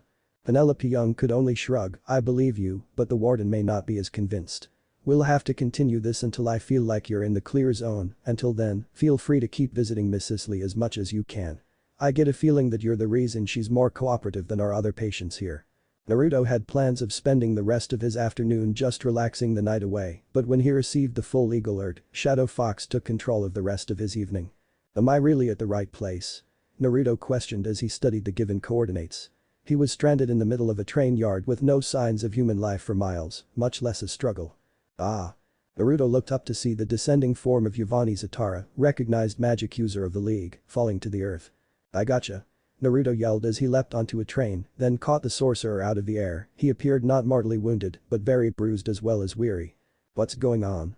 Naruto asked quickly, in case the man decided to lose consciousness.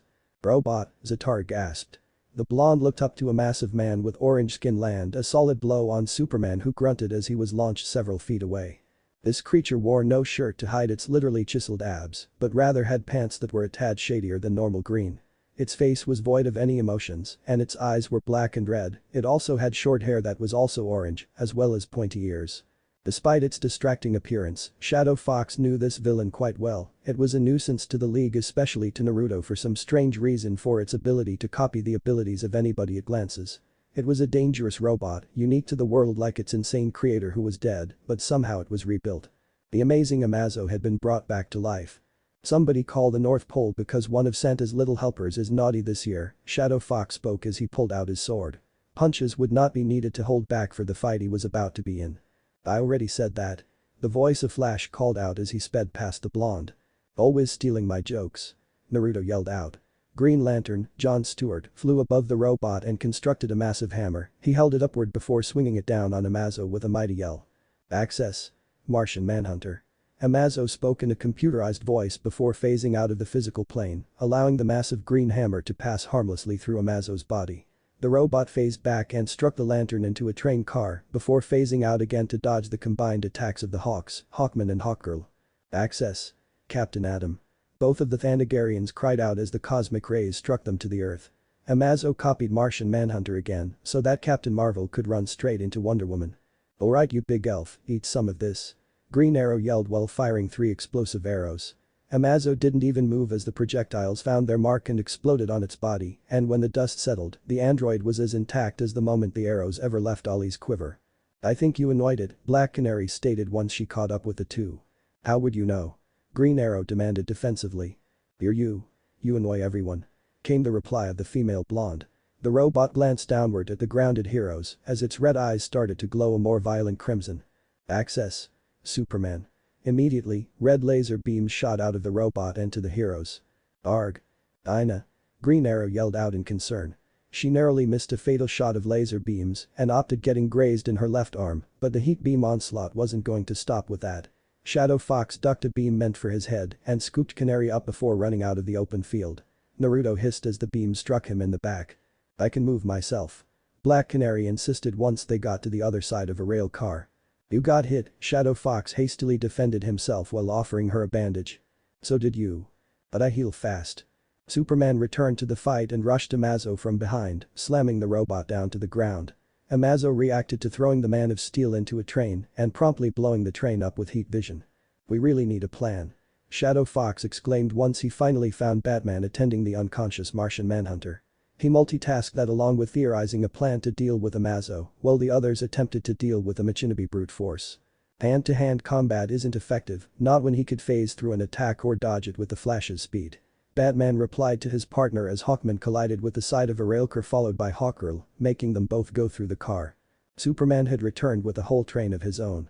He threw it down on the robot who didn't even dodge it. The train screamed with bending metal and broken wood as it toppled to the ground. It was quiet for a mere moment when two dots appeared on the side of the train.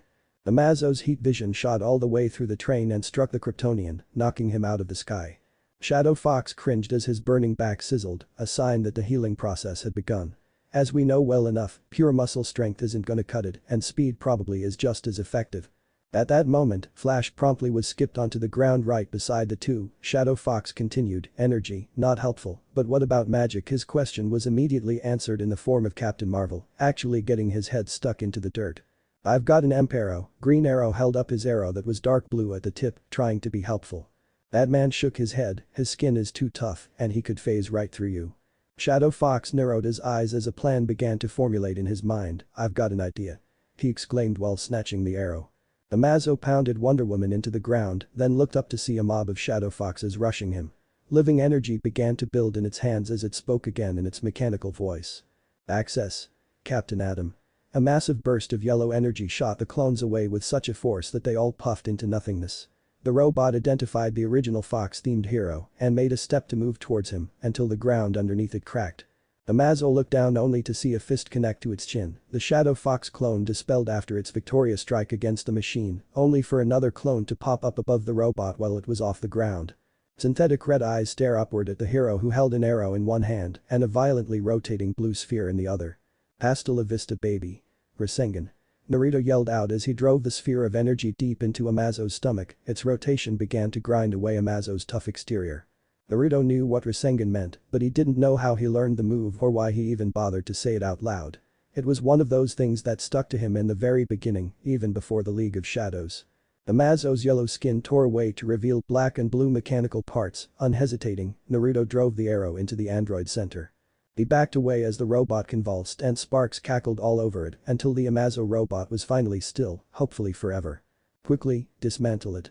Batman ordered as he rushed the robot. That thing is fried, Flash pointed out as he limped to the robot. He was sporting a broken leg, but it was nothing a few hours of rest and a large hearty meal couldn't fix. Take no chances, the Bat replied as he removed the head, the first thing that had to go. Shadow Fox sighed in embarrassment at his partner's paranoid notions. I really hope that Robin doesn't take after you when he grows up. Eventually, a pile of body parts were all that remained of the League's victory. Guess that deals with this problem, Superman declared while rubbing his arm in a soothing manner. He may be the strongest man on Earth, but that didn't mean he was exempt from pain. Not at all, we still have to figure out who made it and why. Batman reminded as he scoured the Amazo's memory chip for anything of use. As he expected, he found nothing. Well, we've got a whole team of scientists waiting to take a good long look at it in Star Labs, Flash reminded. Green Lantern was gracious enough to provide the speedster a temporary cast construct for his leg. Wonder Woman nodded at the advice. We should take it to the hall first, perform a thorough examination of anything suspicious inside the robot before taking it into Star Labs. Agreed. I'll arrange convoys to take Amazo piece by piece, lowering the chances of someone seeking to reclaim it. Perhaps I'll add a few fake convoys to draw them off, Batman added. You really think somebody's gonna come back for this hunk of metal? Green Lantern questioned the world's greatest detective who stared back at the man. When in doubt, there is no doubt, came the stoic reply. Naruto turned around to see Black Canary. Her arm was attended, but her jacket was a little torn at the side. Do you need to see any medical attention? you got hit in the back?" she asked. Naruto grinned, "Nah, I'm already all healed. See?" He turned around and pointed at the hole in his uniform, burned away by Amazo's heat vision, to show tanned skin that was a little red, but it was fine. The heroine nodded to her fellow blonde, "By the way, I had plans of meeting the team today and giving them a short lesson. Do you want to come with me?" "You sure you still want to do that? Your arm looks like it really hurts," Naruto pointed out. He could see the lingering redness her wound had left.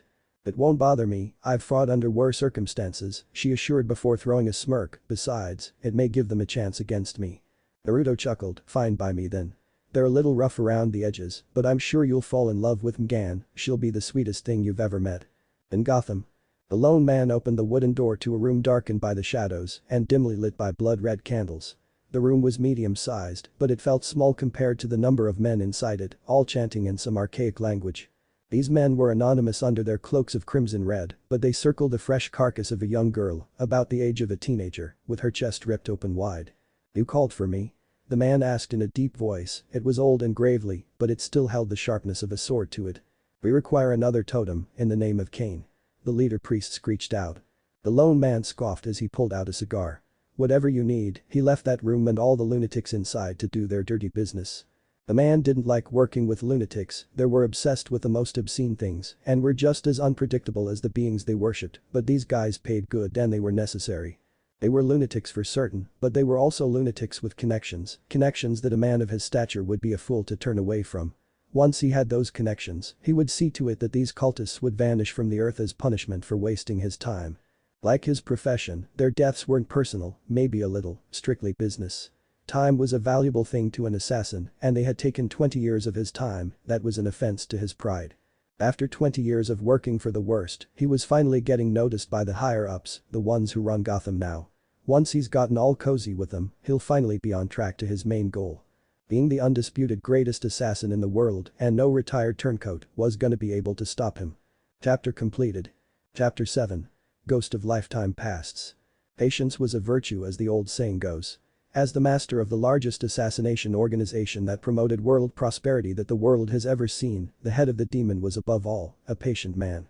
But he had lived for several generations throughout the Lazarus pits, the very thing that gives him insanity as well as life, in search for a proper heir to continue his work. Now that he had finally found one, his patience was at an end. It was already on the abyss after the failure of the detective, but his true heir had made a simple request of the demon, one he saw no reason to deny. The heir wanted to go on a pilgrimage of sorts, to see the world for what it was, and not for what it was portrayed to be, to see the known age for all its beauty and corruption before he destroys it. The man gave an oath that he would return when his curiosity was satisfied, and the demon knew well of the heir's determination to live by his promises, but the years rolled on and he had not returned. It was to be expected that Roz would check up on his legacy. "Father?" A brief knock on his grand door followed by its closing and the sound of woman was proof enough to Roz that his only child, his precious daughter, had answered his summons, but not before freshening up from a hard day of practice. "Thalia, I have something that you must do personally." He told his daughter in a way that was not very explanatory at all. "Does it pertain to the Serling woman, father?" "I have already called out our assassins to deal with her," she replied, but the head of the demon waved his hand to dissuade her assumption. He faced the balcony of his private study which overlooked an entire sea that was as troubled as his own mind. "Entertaining our business associates will leave me quite busy for the following days to come, too busy to check on my more important matters. I want you to travel to the States and find my heir, make sure he hasn't folded to the blind lines of so-called justice that the detective is so adamant of following." Thalia remained impassive to the task handed by her, but that betrayed her inward emotions. Was she giddy to see her beloved again? Hardly, the daughter of the demon is never giddy. More like fearful. Thalia could see herself living with Uzumaki as the rulers of the shadows, and she imagined that she would like it if they still saw the world the same way. Thalia's devotion to Roz was backed powerfully by spending many years watching her father grieve over the loss of the mother she never got the privilege of knowing. A harsh society deemed that it would rather die than watch an unknown man ask the hand of a princess in marriage, or rather, kill the princess under acts of treason. This injustice drove Roz and motivated Thalia to burn the known world down before letting it do the same to her future children, and if Naruto refused to help her with that, then she feared she may never marry. The future of the League of Shadows laid on the line now, one piece was a superhero and the other on a plane to Happy Harbor. The next few hours was the deciding factor, but already in Thalia's mind, she would choose what was best for the League no matter what. Well, I've checked the metal grafting in Amazo, also adding what the team had went through recently. This android is definitely the work of Dr. Ivo. Ray Palmer, the Atom, had declared after he regrew back to his original size. So it's been confirmed that he is still alive. Wonder Woman questioned as she, one of many heroes, stood before the dismantled remains of the amazing Amazo, or what was left of it. Batman nodded, alive and still at large. It's one of the League's top priorities to find and apprehend him, making this Amazo android useless, now that we know who made it. Probably should keep the head, Shadow Fox had advised. I don't know if I'm the only one, but I'm personally sick of something copying abilities without knowing how. We should study it, see how Ivo does it, and find some ways to counteract it. I've already thought of that, Batman replied. Naruto glared at him, he just knew that the Dark Knight was smirking inside of his mind. Diana nodded, I'll go inform the League what's going on. Batman, do you want to accompany me to the Watchtower? It'd be simpler if we go together. No, I'm heading back to Gotham, there's a string of murder cases that need my help. Batman replied as he left STAR Labs. Naruto turned to leave as well, but out of the corner of his eye, he caught something very strange. Wonder Woman was frowning and not in her usual manner, but like she was disappointed with something. Hey Diana, save the Zeta for me as well. I'm heading off to the Watchtower as well. He instantly declared. His declaration surprised the Amazon warrior for a little bit since they didn't technically have a social interaction. I would have thought that you wanted to go back to the cave, but if you insist. Naruto flashed one of his bright smiles that didn't shine through his mask, but he got the feeling that she saw it nevertheless. The two said nothing at the Zeta tube in the labs, but after the flash of light that revealed an empty hull of the secret orbiting satellite, then Shadow Fox decided to corner Wonder Woman. Alright, spill the sweet stuff. What's going on between you and Bruce? Diana blinked at the blonde's brashness, excuse me. There's something going on between you two and I want to know, are you breaking up or something? He pushed, making the solid warrior a bit tense now. Breaking no. Nothing like that. Far from it actually. So it's a lover spat then, Naruto declared with some satisfaction until Diana began to stare at him with clear signs of irritation. We're not together. Naruto blinked twice, really? Wow, we all thought we the League that you two would hook up or something after the Darkseid ordeal. So what is going on? Wonder Woman sighed, I suppose it wouldn't hurt to get some advice. She stared outside the Watchtower, by the way, every window in the satellite somehow has a view of Earth, must investigate later, before she said anything. As you've guessed it, I do harbor some sort of feelings for Bruce, and after all we've been through as a League, can anyone blame me? However, he's made very clear that he isn't going to pursue a relationship of any sort.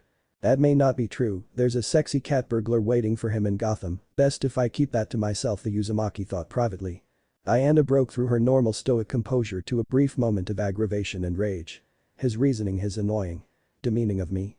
I can't let anybody get close to me or my enemies will exploit them. I am a warrior. I can protect myself, does he not see that? The conversation had shifted to uneasy grounds for Naruto, who had suffered already in an identical fashion, another thing he had best keep to himself. So you have no idea how to get his attention besides his work which he has devoted to distancing himself from possible relationships, meaning you. Naruto had essentially theorized while rubbing the bottom of his chin, an annoying habit he got from the detective himself. I believe the common term for me is wrecked. Diana agreed in a small tone of frustration. Yeah, we'll go with that. Anyway, you're lucky that you came to me for help because I know exactly what your problem is. Naruto loudly exclaimed in a cocky manner. Wonder Woman stared at the blonde. More like you cornered me, literally, but do continue.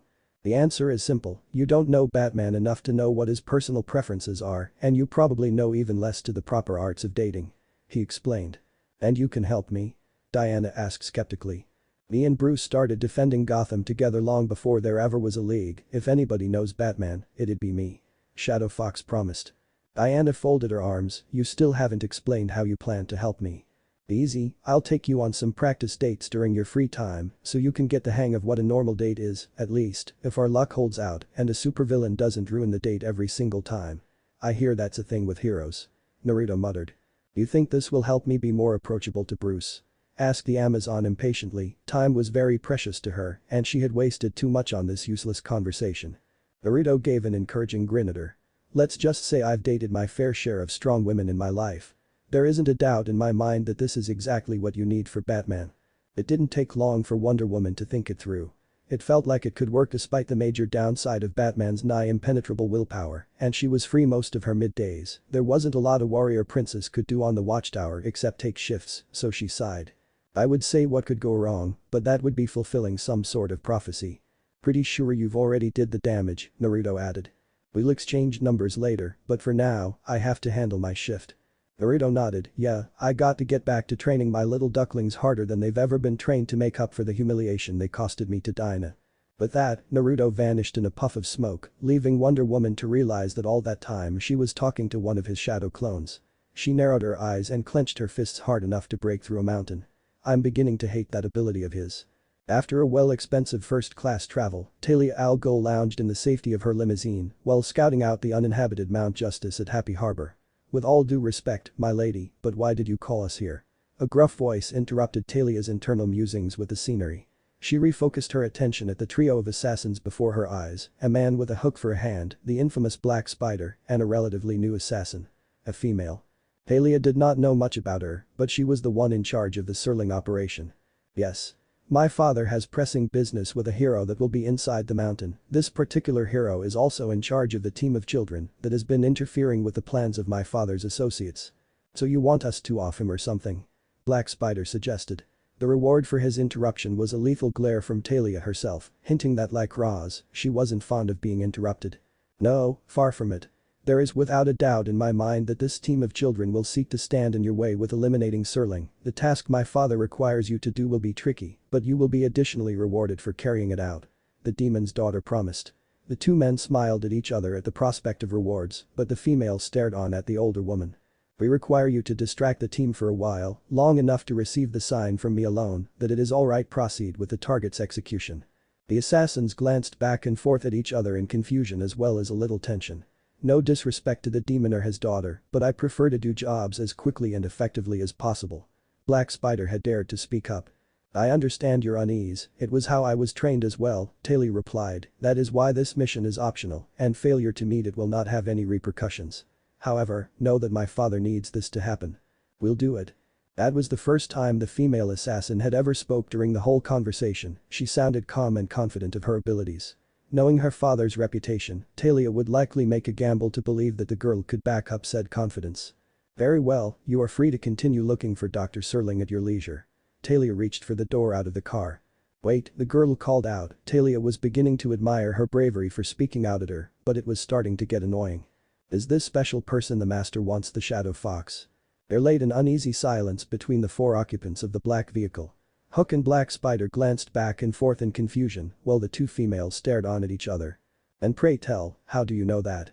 Talia demanded, she narrowed her eyes at the young girl in front her.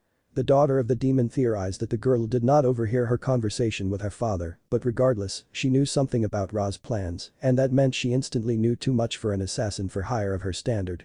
I didn't, the girl replied casually, we have a history, so to say. Talia doubted the girl knew what Naruto was to Talia personally, so they must have met during one of his assassin missions when she was younger. For all she knew, Naruto might have influenced her to become the assassin that stood before the demon's daughter now. Clearly, Talia opted to reply while making mental notes to make background checks on the girl before her. You have your mission, now get out. As the three assassins dressed in civilian clothes left the vehicle, the most deadliest woman in the League of Shadows once again stared on at the Asian woman. Most assuredly, she would have to learn more about this curious Cheshire cat in the days to come. Come on. I want to see some hustle in those steps. Naruto barked out. Once the team had their little summer fun in the sun, Naruto had strapped them all in a treadmill that ran at a healthy 10 miles per hour, with a little red line behind them. Should they ever fold back beyond the line, they got pelted with paintballs. Superboy being the strongest received powerful electric shocks to compensate for the paintballs. I believe the team cannot take much more of this. Aqualid gasped aloud, showing that the strain of constant running was also affecting him as well. Should have thought of that before Black Canary kicked your butts. I gave you valuable training, and it looked like you all threw it on the wayside out there. The Uzumaki yelled back. That doesn't even make sense. Robin yelped in fatigue. Out as much sense as you getting whipped by Black Canary. Keep it going. I plan to make you all as fast as Wally at the end of this, fast enough to beat Canary with no contest. Naruto encouraged while giving all of them a healthy paintball to the chest. As far as Naruto knew, he was gonna keep them running till they could run backward circles around Dynalands and not get hit, but unfortunately, fate had other plans. Green Arrow to Shadow Fox, is the team busy? I'm in the middle of some important training exercise, so this better not be a prank call or something. Naruto growled back. Nothing like that, I swear. Green Arrow hastily replied. It's just that I felt like it was time to introduce my new partner to the team like we planned. Little Miss Helper Batman found. You sure she's ready to be a team player? You don't have the best of luck with proteges. He replied with concern, the last thing he needs is a female Roy on his team. Then again, he could probably beat that out of her. Don't worry, she can handle this. She's tough. Queen replied in a reassuring voice, as reassuring as he could get at the very least. It was Oliver Jocaster Queen he was talking to. Fine, Naruto relented, send her over. I'll get the team to look presentable. Gotham? Can we do it now? No. You know the proper ritual. But his most crimson will surely accept it a little early. Terror no doubt coursed through the young woman's blood once she woke up bound, surrounded by darkness, and two men wearing crimson robes, who argued when it was the time to perform some sort of ritual, one that involves her blood. I'm in charge and I say we wait till the moon is high and full for blood, as the ritual dictates. The bald-headed brute growled to the smaller one while brandishing a wicked blade stained with blood. But it's so cloudy. The small one protested, we wouldn't be able to see the moon during the day. Yes we will, the Blood Lord will watch over us, the brute replied in a dreamy voice, as if he was talking about the woman of his dreams, while staring outside into the Gotham night. Look brother. He laughed, waving his knife in a seeming drunken stupor, the bloody one watches over us now in pride. Can't you see him? Can't you? It's not him that's watching over you. The two men spun quickly to the darkness behind him, the girl did as well, and it was to her relief to find Gotham's dark protector residing over her. It's me. The lone man growled as he presided in a building next to the men and their victim. He wasn't paid to help the Blood Acolytes fight Batman, and frankly, he wasn't stupid enough to risk it. Besides, Bats wasn't the target. He reached into his trench to pull out a sleek phone and dialed the number to his long-term boss. He only had to wait a moment before the line was picked up on the other end. What is it? A man spoke in a bored and impatient tone, meaning that even though he had nothing to do, he still wouldn't waste his time conversing with his hired gun. Your boys got jumped by the Batman either by coincidence a loose lip in your little cult. And you clearly thought that they could handle the Batman, the man replied in a sarcastic tone, further irritating the man on the roof. You want me to protect your boys, that's gonna cost extra. And that attitude is why you haven't met my most influential sponsor yet. The man smugly spoke over the phone, reminding the assassin why he still allied himself with psychopaths. The gray-haired man sighed over the phone, calming his rising anger down. It's only a matter of time before Batman catches wind of your whole operation and shuts your cult down. If you want, I'll erase any leads to your plans. Excellent. Dear me, keep working like that and you'll get one sooner than you think. The phone hung up, leaving the man free to crush the device with his bare hands before throwing it away. He was gonna enjoy making that man bleed very slowly, even more painfully. You flaked out back in the mission briefing. Red Tornado speculated to Naruto. The team left to handle the fog mission, Ollie had left to try and talk to Roy, leaving Naruto and Red Tornado to watch over the cave till the team returned. Naruto sighed as he leaned against the cave walls. Of all the blonde-haired girls, of all the fighters in Gotham, it had to be her. My analysis tells me that Artemis is somehow connected to you, although she does not know this, would you care to explain? The android asked innocently. The blonde sighed depressingly once more, sorry Big Red, that's personal.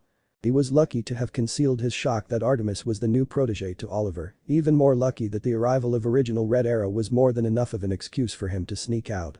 The silver lining is that he'd get to see Artemis a lot more, but the bad news is that if she was ever told the truth, even if it was a piece of it, then she wouldn't have to look very far for the answers. Regardless of personal affiliation with young Artemis, she is now a part of the team and is therefore your responsibility. Red Tornado reminded. You're so helpful. Naruto muttered, now help me with this thing if you're done being. Suddenly, the lights in the power began to turn off one by one, ending with the main computer and Red Tornado himself. Great. Naruto muttered before putting on his fox mask. He laid out the android hero to the side before checking the computers, making sure that everything electronic was indeed turned off. This is just great, Shadow Fox said sarcastically, who would attack the League? Scratch that, who would attack the League in their own base? As if he knew along, he fluidly tilted his head back to dodge some throwing stars aimed at his head. He narrowed his eyes at the dozen of black-dressed men armed with guns and swords. Shadows, he growled as he gripped his fists and prepared himself for combat. The assassins were quick to open fire at Shadow Fox, who zipped left to right as he reached into his back pocket to pull out 3 little gray pellets. He tossed them into the ground, they exploded into thick smoke as the Shadow Fox tackled one of the shadows down into the smoke, the others discarded their firearms and pulled out their swords. Suddenly, Shadow Fox rose between two shadows who reacted for a split second before swinging their swords at his chest, but he blocked them both with two kunai in his hands before spin kicking them both to Dreamland's sweet embrace. The shadow attempted to impale Naruto, but he twisted to the side and allowed the blade to pass harmlessly between his arm and left side, then he locked the sword and began to mercilessly strike the man in the head. He grasped that sword while pulling out his own to challenge three other shadows who rushed him with their swords out. They circled Shadow Fox as a deadly dance erupted with a flash of steel. The shadows were trying to kill Naruto without hitting their own companions, while Naruto himself was spinning around as he slashed back at the swords to distract his opponents. Finally, he supposedly lost his balance, but that was only to throw the other shadows off guard. He landed on his hands and began to twist his body, hitting all three shadows with his flying feet. They all fell to the ground to join unconsciousness like their other comrades as Shadow Fox got back on his 2 feet. Shadow Fox smoothly backed away from the slashing on a shadow who foolishly believed he could take on Naruto alone. His hopes were quickly changed when his sword was slapped away from his hands. Naruto lifted the man up over his shoulders and threw him at two other shadows that planned to attack the blonde superhero from behind. The smoke cleared to show Naruto standing victorious over the beaten bodies of the League of Shadows. Naruto smirked while he rubbed his hands of any dust. Better go back to Tibet or the Sahara Desert or wherever the shadows are holed up this time. Actually, we have found a nice place in Gotham recently, we'll begin moving father's personal things there immediately. The Shadow Fox did not react when he heard the voice of one whose heart was sworn to be his for all eternity. Personally, he held a surge of emotions within and didn't know which one to choose. Once he turned around, he saw Talia in a black dress that was tight enough to show off her curvaceous form, but also loose enough to hide the guns and knives strapped on her. Protection purposes. She was a shadow as well. Talia, he stiffly spoke first, you've caught me at an unpleasant moment. Yes, I can see that. So she's upgraded to sarcasm, the world truly is doomed.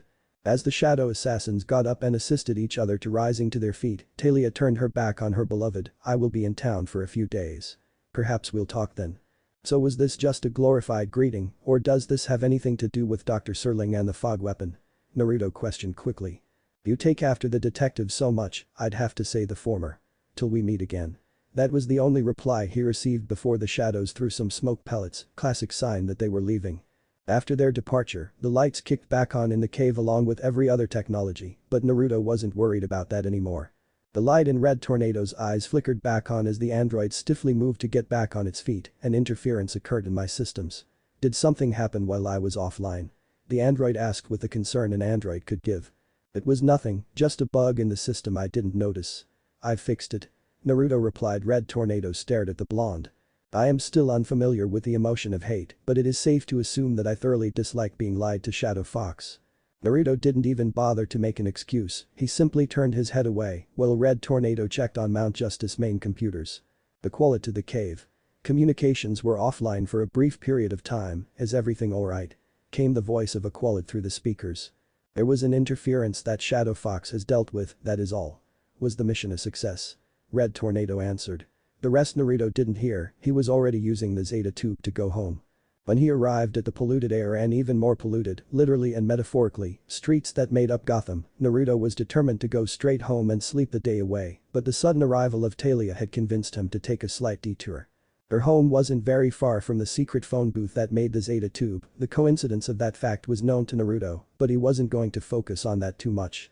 He focused on the apartment that was a little above the halfway mark of the building. That apartment was illuminated by a lone light. He couldn't see a shadow, but he knew she was in there, for where else could she be? Maybe I should it'd be a short visit. Maybe Bruce is right and I'm just paranoid.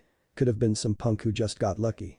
He glanced back up to see a shadow at the window reaching for something, it made him panic and hide from sight. Just go home. He thought wearily as he walked away. The fastest way back to his Staiva home was to cut back through the Zeta tube, and tonight, he was lucky that he took that route. Nice reflexes. Naruto instantly recognized the cocky voice of he means, unoriginal man, but why he was in Gotham confused the blonde. He peeked his head out of the corner to see that Red Arrow was confronting Artemis. You being Green Arrow's niece was a nice lie, but not good enough. But if Batman's in on it as well, then I guess your secret is safe. Naruto narrowed his eyes as Red Arrow edged closer to Artemis to appear more menacing. But that'll change if you hurt the team in any form of fashion. Understand? I think we both do. Red Arrow widened his eyes when he felt a hand on his shoulder and Shadow Fox's voice behind him. He backed away to see the man in his full unhappiness. The last time I checked, you called the team a club to just control the other sidekicks. Did you change your mind when you found out how effectively they stopped the shadows and neutralized the fog? Naruto questioned. That's not what I was talking about. The team is my business and Artemis is part of the team, meaning you threaten her in any form or fashion, you threaten me. Naruto reiterated to the Crimson Archer. If you have a problem with it, it doesn't concern me since you basically quit, remember? Get your butt back to Starling City before I kick it there. Facing with only two options, Red Arrow glared once more at Artemis before he left via Zeta Tube. Thanks, but I could have handled that, Artemis spoke up when the boy had left. No, you wouldn't have. You would have just let him trample you because he wasn't wrong, Naruto replied, making Artemis look down. If he messes with you like that, just tell me. Naruto promised. Artemis raised an eyebrow, what, am I in kindergarten now? When I've trained you up and proper, you'll wish. Naruto exclaimed in a sadistic manner, the girl archer smirked at her new trainer. In your dreams, I've had some pretty rough training in my life. Famous last words. Training starts at 3 o'clock. Don't eat or you'll puke it all up. Chapter at Finis. Chapter 8. The dice begin to roll. Multitasking was a skill level that surpassed even Naruto's talents, that's why he had shadow clones to handle his affairs while he attended to the more important things at hand, like spending a week with an assassin prince's fiancé. They went to dinner, although that quickly turned into an interrogation, mostly due to Talia trying to keep things short and sweet. It took a little time and effort, but Naruto got her down to his level of thinking. I've never understood the allure of hot dogs. You don't know a thing about them, and yet people just dive in, expecting them to be delicious, much less not poisoned. Talia examined her rudimentary dinner with high scrutiny. As Ra's successor by birth, she was trained by her early childhood to expect all her food to have some form of poisoning. Even though her body holds a fairly impressive immunity to many known poisons, there was a limit to what the human body can take, so she carried with her the necessary utensils to check her food. However, Naruto took those away since it would no doubt make a scene. Why don't you have a little faith that the sky isn't gonna fall today? He cheerfully asked while applying an unhealthy load of condiments on his own hot dog. Talia pursed her lips, you have gotten more optimistic since you have joined these heroes, beloved. Perhaps you have hanged around Flash too much. Ah yes, the beloved. Ever since that time many years ago, all Talia has ever called him aside from his real name was beloved. No honey, no dear, no sweet, not even fiancé, at least, not in his face. Just beloved. To Talia, it may have been a simple truth, but to Naruto, it felt more binding than any engagement in existence. Yeah, that's gotta be it. Naruto chuckled while scratching the back of his head. The duo of assassins walked through the small gathering at the Gotham Pier, a place where vermin crawled up from the darkness at night, though it was full of life and vigor during the day. Not a word was mentioned about Naruto's loyalties to the shadows, or not, for that was a conversation that even Talia herself did not want to have. In all honesty, Talia secretly wanted to stop being an assassin bred for glory and leadership for a while and just pretend that she was just as oblivious as the people around her. Pretend that she was hopelessly in love with a man whose shoulder she clutched and believed that nothing else mattered. It felt good to pretend sometimes. While that was happening, a clone of Naruto kept up his regular duties and trained the team up to their maximum potential. Not gonna lie, that was an uphill battle that was only getting worse since each of them had their own way of fighting. However, the glue that made them into a well-oiled machine during missions was naturally Mgan. She was like the cheerleader, the optimist, and most importantly, the one with the telepathic abilities. RWAH. Superboy bull-rushed Naruto, but the Kryptonian's mentors sidestepped and threw him right into Artemis's arrow. I see. Superboy was the bait to catch me unaware of Artemis's arrows. Clever. Shadow Fox smirked before backing away from Kid Flash's hit-and-run technique, which could have worked if not for one problem. His super speed has a habit of making a strange noise. Robin jumped his way in with a kick aimed at Naruto's face. It was as obvious as his very first Robin costume, and the boy was very adamant about never speaking about the dubbed traffic light ever again. Boy Wonder backflipped and rushed the blonde.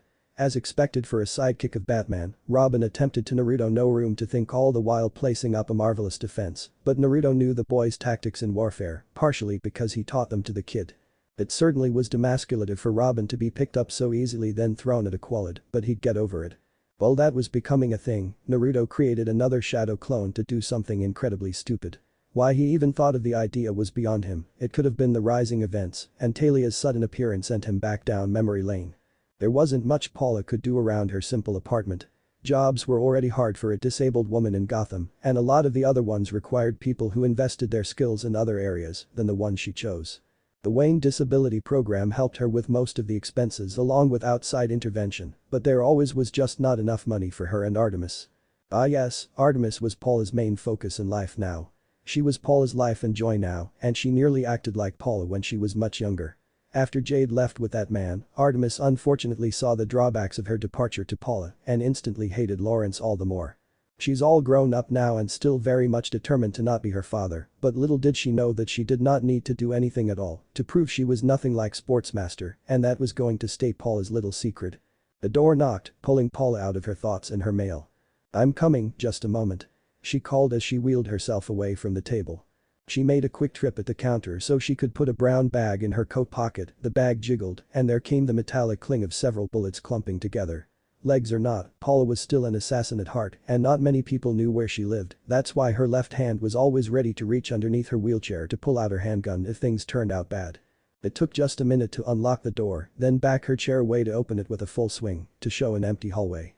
"Hello?" Paula called down the hallway, looking both to the left and the right. She narrowed her eyes and went back inside her apartment, no doubt going to get into a safe position if things go sour, never knowing that the stranger who answered her door was standing on the wall outside of the entire building, nearly about to have a heart attack.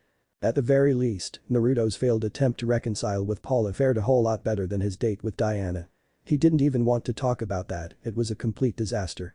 Let's just say that she had no experience of even mingling with the rest of society, let alone try to have a date with them. After paying for the damages done to the restaurant, Naruto thought it best if they first dine in the privacy of his apartment before she attempts to go outside. After 2 team missions and a fistful of dates, Talia had to go back to her father and happily report that Naruto had not changed at all, even if it was a partial lie. Naruto, on the other hand, was exiled to do patrols in Gotham while Batman handled Justice League affairs. That was alright for him. After receiving all the memories of the clones, he wanted to be alone for a little while. Arg. The screams of a lone thug pierced the darkness of Gotham. The fool thought he could get a few shots in at Shadow Fox, though if it was Batman, he would have just surrendered and prayed that the Dark Knight wouldn't break every bone in his body. Yeah, Shadow Fox was too much of an optimist to be as menacing as his dark partner, so he had to settle. "Oh god." The man wailed as his knee socket shattered. With pain. "Now that sounded like it's not going to heal for quite some time now. You're lucky I didn't shoot you in the leg or stab you. Considering how much vermin live in these streets, you're liable to catch a disease for certain." Shadow Fox patted the whimpering man on the head. As the saying goes, experience is the worst kind of teacher. It gives you the test before actually teaching you the lesson.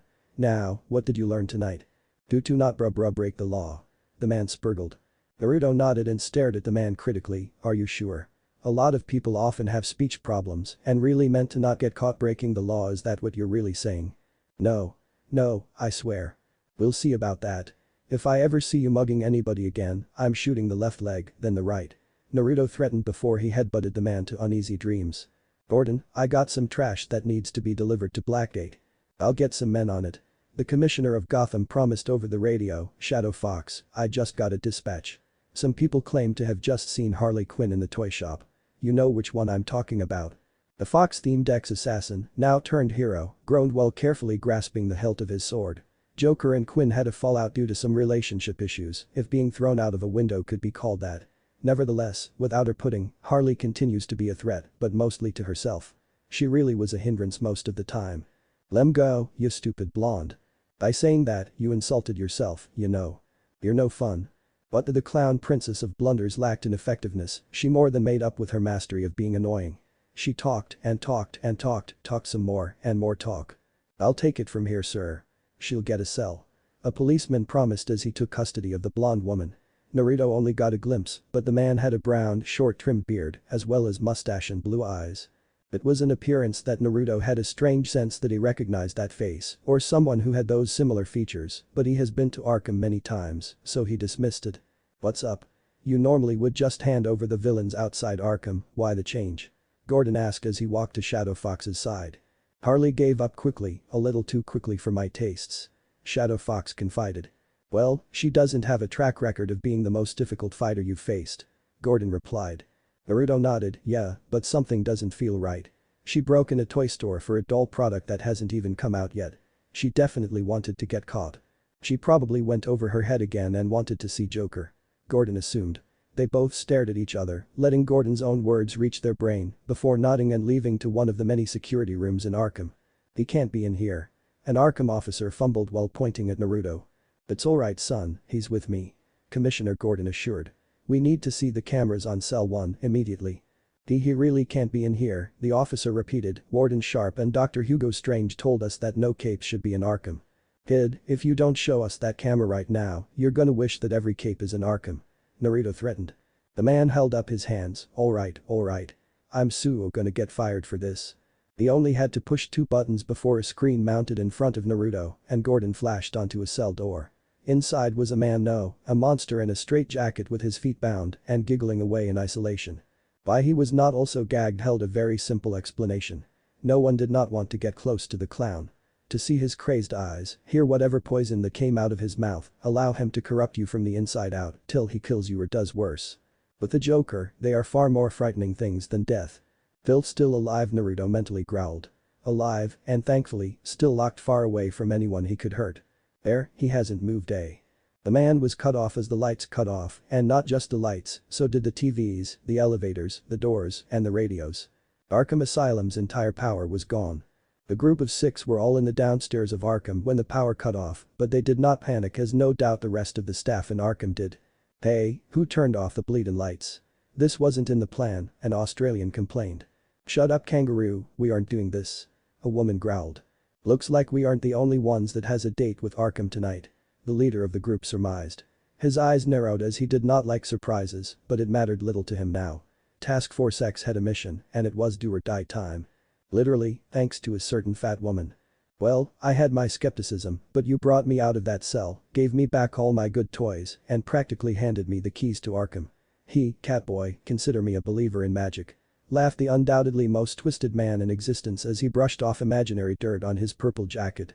Gordon Sharp was being well taken care of by Joker's goons in the corner of the warden's own office, but they were given an expressed command not to kill the man. He still had his uses to his new employers, and even Moreso if he actually became mayor. The dark-haired boy responsible of the events in Arkham petted his cat while he sat crisscrossed on Sharp's very expensive desk. I should be a good boy and bring you back to the light, but I'm a fan of your work and I'd love to see what sort of chaos you're going to bring to Arkham. The Joker chuckled maliciously at little Clarion. Oh ho, I can tell we're going to be the best of friends. This is all nice, but if this crazy people get together, then I think you got the wrong gal. Poison Ivy spoke up. She was also taken out of her cell and is currently being held by 2 of Joker's goons. Ah yes, Miss Ivy. The light is in need of your womanly touch to nature. Clarion addressed the reformed villainess with that same smug smile on his face. Sorry, but I don't take orders from little kids. Isley smirked, but the witch boy continued to smile in an aggravating way. Lady, I'm anything but a kid. Besides, your compliance was never really necessary. With that, his face turned demonic as he chanted something in ancient Latin. Why Latin? Because it sounded so much better than saying things backwards. Pamela gasped as she lost consciousness then vanished in a red portal. What about me? Edward Nigma demanded. I did everything you asked, I even worked with Strange. Where's my ride out? Ain't my problem, Clarion replied nonchalantly. You wanna get out so bad. Find your own way out. Never mind that now, Nigma. You're gonna want to see this. Joker laughed while he accessed the main computer of Arkham Asylum. Legend spoke of a computer system that controlled every security in Arkham Asylum. It even controlled supposed cameras that were secretly hidden inside the bathrooms. It was said that it was installed since the first massive breakout of Arkham after the Batman and Shadow Fox made their debut, and that only Warden Sharp knew where it was.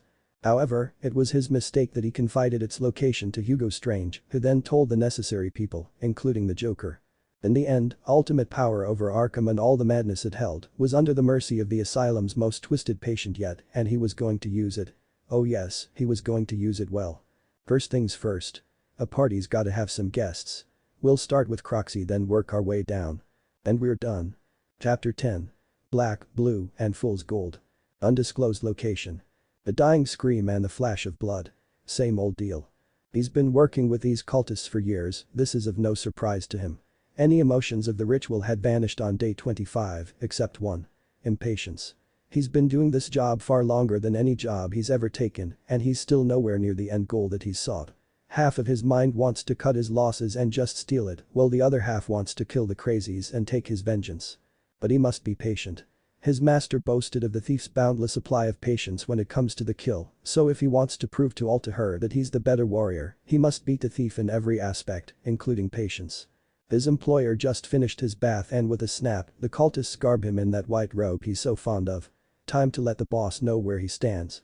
I know what it is you ask of, my warrior. The boss suddenly spoke before he could even utter a word. That alone won't surprise him, or at least make him show it. Our bargain has reached its limit. He spoke, you either give me what I want right now, or your blood will join that pool you're so fond of. The boss laughed, naturally. You cannot comprehend the power I hold, especially after my bathing. I could destroy you in an instant. Neither men back down and the cultists know better than to interfere. Their master's warrior has proven his strength many times before and his knowledge of how to kill a man the longest, most painful way possible. No, an end like that is not what they desire. And yet, their true master is powerful in the mystic ways and very in touch with the evil one. He could give them a fate worse than death. Better to wait and see where the dice falls. However, the master began, am I not a man of my word? I made a promise you would get what you receive after serving my cause, and I shall honor it. The employed smirks, it's about time his hard-earned work. One more. What? He demanded sharply. The bloodied one smirked as he turned to face a window to the city above them. The ultimate ritual requires the blood of one more chosen one. When you have found her, all our acolytes including your benefactor must answer the call and attend. That is when you can get what you desire. The hired killer rubbed his chin. His vengeance was closer than he thought it would be if he has the patience to go after one more girl. Very well. Where can I find her? Blood grinned maliciously. She will not be easy, this one. She is not like the others, she is well trained. Now it was his turn to smirk. She's not trained to deal with me. Line break. Take this time to eat, get off the internet, do something. Okay, line break over. Work time. Gotham City.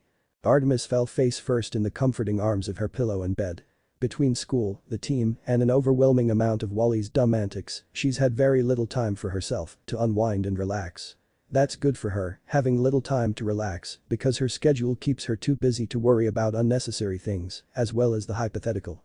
Nothing scares her more than the hypothetical. Like, what if they find out? What if Red Arrow finds out and exposes her to them? What if she's no longer a hero and becomes like her father? What would they do to her, her mother? Questions that are unrelenting enough to drive anyone mad, let alone a teenage girl who already has to deal with the heavy life choices ahead of her on top of the questions. Thankfully, she doesn't have to think very hard on the questions tonight. Even now, when she's resting, she's still keeping herself busy. Trying to decipher exactly what Cheshire said to her when she was pinned. Look at you go. Being the good girl and keeping her family out of jail. Dad would be so proud of you if you even still call him that these days. Could be anything. Could be Cheshire throwing her a fast curve, making her even more confused so she could get away. Could be her agreeing with Artemis for once that Dad was a selfish piece of trash that ruined their chance at a normal life for whatever reason. Or it could be what she's implying. That he's not. There's an easy way to find out, her mind whispers to her, but she would never do it. She wouldn't hurt her own mother like that. No mother or father wants to hear their child question who their real parents is, even if their current father is a murdering supervillain. And a total jerk to his family. No. Everybody's so interested in her recently, why don't she find out what all the fuss is about? Quietly. But for now, sleep. Line break. Go be with your family and friends. Line break over. You can come back now. Arkham Asylum. Back against the wall, overwhelming forces, pure evil trying to escape. What else can one say when help finally arrives? Absolutely freaking not. His smile dropped. Her face got puzzled. Naruto's face, however, was dead set on what he just said. Absolutely not. No, no, no, no, no. If there was ever one thing he and Batman were so adamantly dead set on, it was this. Booster Gold was not to be trusted. Not because he's deceptive. The man couldn't tell a good lie to fool a baby. Plus he's a Green Lantern costume knockoff, can't even come up with his own scheme, but that's irrelevant now. Akmon SF. Don't call me that. This place is shut down along with comms to the Watchtower and GCPD, you need all the help you can get. Especially if it's from a certified hero. Nothing that came out of his mouth boosted confidence inside Shadow Fox. I've read your MO, you're vain and undisciplined. You just get in the way. I agree that he's not the best of help, Black Canary spoke, despite Booster Gold's displeasure, but we're at the end of our ropes here. Any help is good help to me. Naruto stared sharply at her. I'm fine with you helping despite knowing the reason why you're here. Job application, she answered smoothly. Made perfect sense. Wrong place for a job, Canary. Arkham's full of bloody maniacs, not villains with complicated pasts. That's not what I heard, the martial arts master shot back. I heard someone here turned a new leaf, pun intended, and I wanted to make it a domino effect. Guys, we can play catch up later.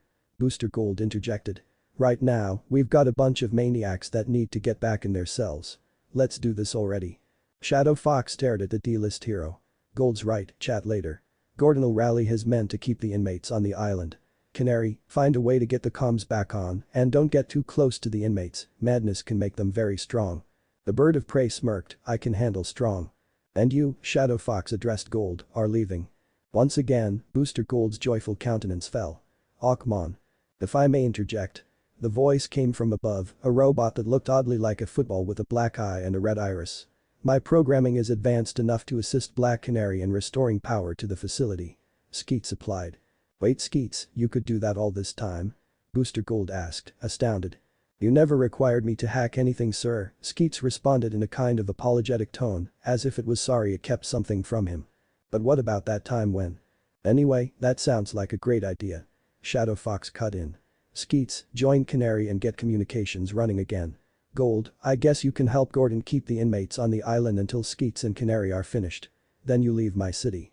"Awesome. Time for some heroic work." Gold exclaimed as he took to the sky. "Don't make me regret this." Naruto silently thought. Now that he thought about it really, Booster Gold is a time traveler with knowledge of the past who just so happens to be in Gotham when a breakout is being taken place. Oh that lying. "What are you going to do?"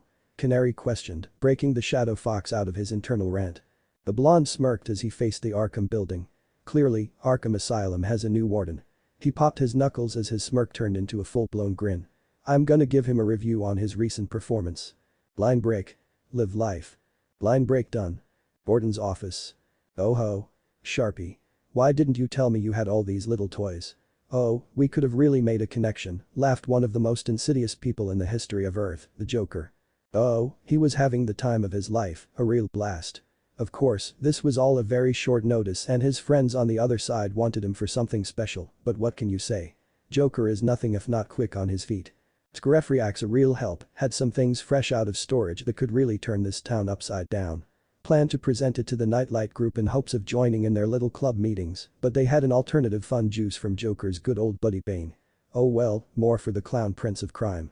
All that was needed was some of that famous scare gas, though he had to admit it was still a cheap knock of the real laughing gas, Bane venom, and some plants Ivy left behind. Put it together and what you got. Certainly not hippity boppity boo. A really big bang going down in Arkham. Some days, it really does pay to get beat up by an overgrown stooge in bat tights. Ooh boss. Joker's smile quickly turned to a scowl. What? He snapped in his radio. Thugs, always interrupting his special moments. Harley at least respected. There's some guys here who aren't supposed to be here. We think Miss Quinn's with them. Harley. My Harley.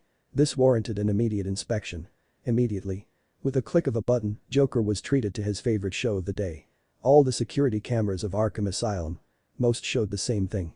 Unrelenting, irrefutable, maddening chaos in Arkham, but some had some more interesting people. Well, wha'd you know? Harley's flown the coup. Joker growled, and she's leaning on some boring chump too close for my comfort. And that wasn't even the worst part. The heroes were already ruining his fun. Especially with the fox brat. He wasn't even supposed to be here, in Gotham. Gotham is a playground that belongs strictly to Batsy and him.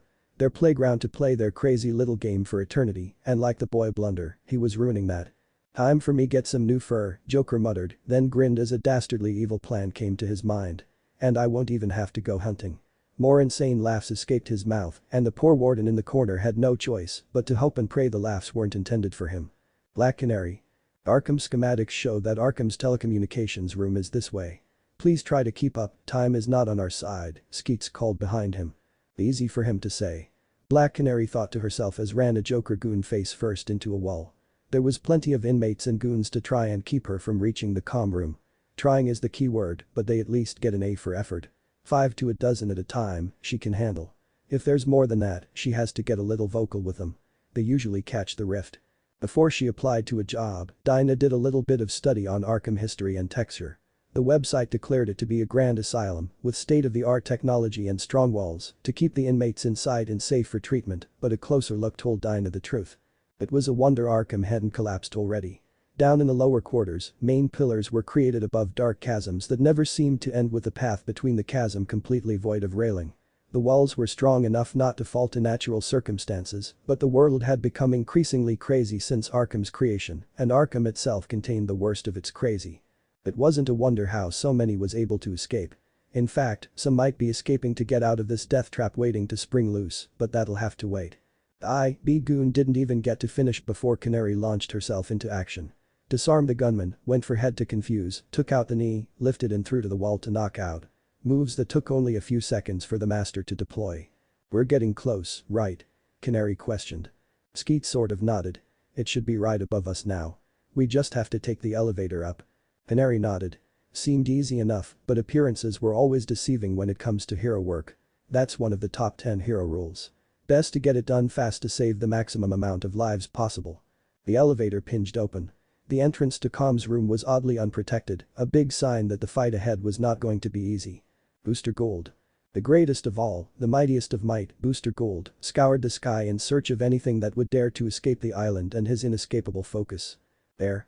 He thought as he spotted a speedboat trying to speed away and quickly swooped downward to intercept. Apparently, the men inside it spotted him and realized what sort of trouble they were in, for he pulled out an automatic and fired madly into the sky.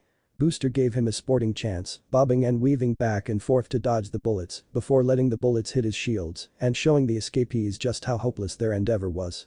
"Sorry pals, but when Booster Gold's on the job, crime never pays." He smirked before connecting his fist into both of their jaws. "That was a good one, gotta remember it the next time." He made sure to make himself remember to remind Skeets to remind himself to use that at the next interview he should come across. It didn't really matter where Booster dropped the thugs off, GCPD and Arkham staff would figure out who goes where when the whole thing blows over. He dropped them at a reasonably far distance before spotting some more trouble that required his attention.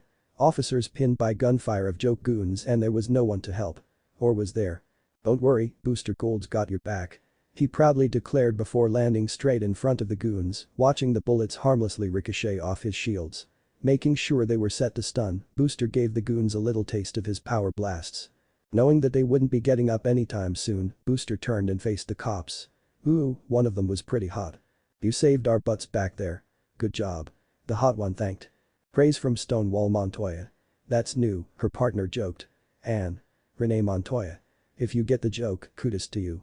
Booster Gold smirked and saluted. "It was no problem for a hero, ma'am. Got a jet." With that, he took off again. "That was another good one," he exclaimed. Wow, he really was on a roll today. And to think, he was sitting on a bench earlier, moaning that the future had changed again and he'd never get his chance to shine. Think again. Even the police were beginning to see how awesome he was. It was only a matter of time till he gets on the league and right next to. But in his moment of glory and daydreams, Booster Gold paid little attention to his surroundings, i.e. a giant tentacle that grabbed his leg and began to shake him back and forth. The brief moment of adjustment allowed Booster to look down below and see inmates and police both breath in a pink gas and become like one of things on a scary movie. Zombies, yeah, zombies. Great. I had one job, watch over the police, and I flunked that too. Booster Gold self-lamented, perhaps not yet aware that the pink gas was coming his way. Black Canary. "What is this?" Canary asked calmly. "It should be here." Skeets persisted. "My information is hardly ever wrong. About trivial matters like these, that is." To put it short. The reason everything was so easy was because Skeets led her in the wrong direction. They stood in an empty room guarded by nothing. "You're from the future, so you already knew about this event?" Black Canary questioned. "So let's ask a hypothetical question. Say a building that conveniently held the comms array in Arkham was to fall down. By that chance, would it be moved to somewhere say here?" If machines could look flustered, Skeets definitely would be. That isn't outside the realm of logic. Black Canary would have face-palmed herself if she lacked proper tact. She should have seen this coming. She was taking the directions of a futuristic machine whose info is based of events that might be, not what is. Do not worry, Miss Canary." Skeets spoke quickly. "It'll be easy for me to recalibrate my set of schematics with a more updated version. It'll only take me a few moments. And in that time, we will catch up old times." Came a different voice from behind them both. Black Canary spun quickly and got into a defensive style, while Skeets did the smart thing and got behind her. The figure in the doorway was a shadowy one and certainly not alone, but the smaller companion wore all black and therefore unrecognizable. But Canary knew the tall one. Wearing the darkest of red and in possession of one of the most deadliest bodies in the history of unarmed combat. A woman with long black hair and a face that has seen death in her own life and in the life of those who the misfortune of crossing her path. Shiva. Canary all but spat out her name. She had a rivalry with Shiva. Canary, who prided her skills in the martial arts, has faced defeat at the hands of the martial genius that was Shiva time and time again. But she did manage to beat Shiva a couple times too, making the score between them unfinished. "Calm yourself," spoke Shiva. "I am not here to fight you." Despite knowing Shiva to be a woman of truth and a certain aspect of honor, Canary didn't let up her stance, even for a moment. She briefly eyed the one who was with Shiva, a child. "The new progeny?" she questioned. Shiva stared down at the girl. "My daughter Cassandra." Shiva's answer shocked Canary. Shiva's belief was that only the strongest male alive could ever lay with her and have children. And since she's technically considered the most deadly human female on the planet, her standard is ridiculously high. "That would explain why you dropped off the radar for some time," Canary replied. "I was training her," Shiva replied. "You see, she's quite anxious to finally meet her father." Chapter completed. What if Assassin Naruto was in Young Justice? End here and thanks for watching my video till the end.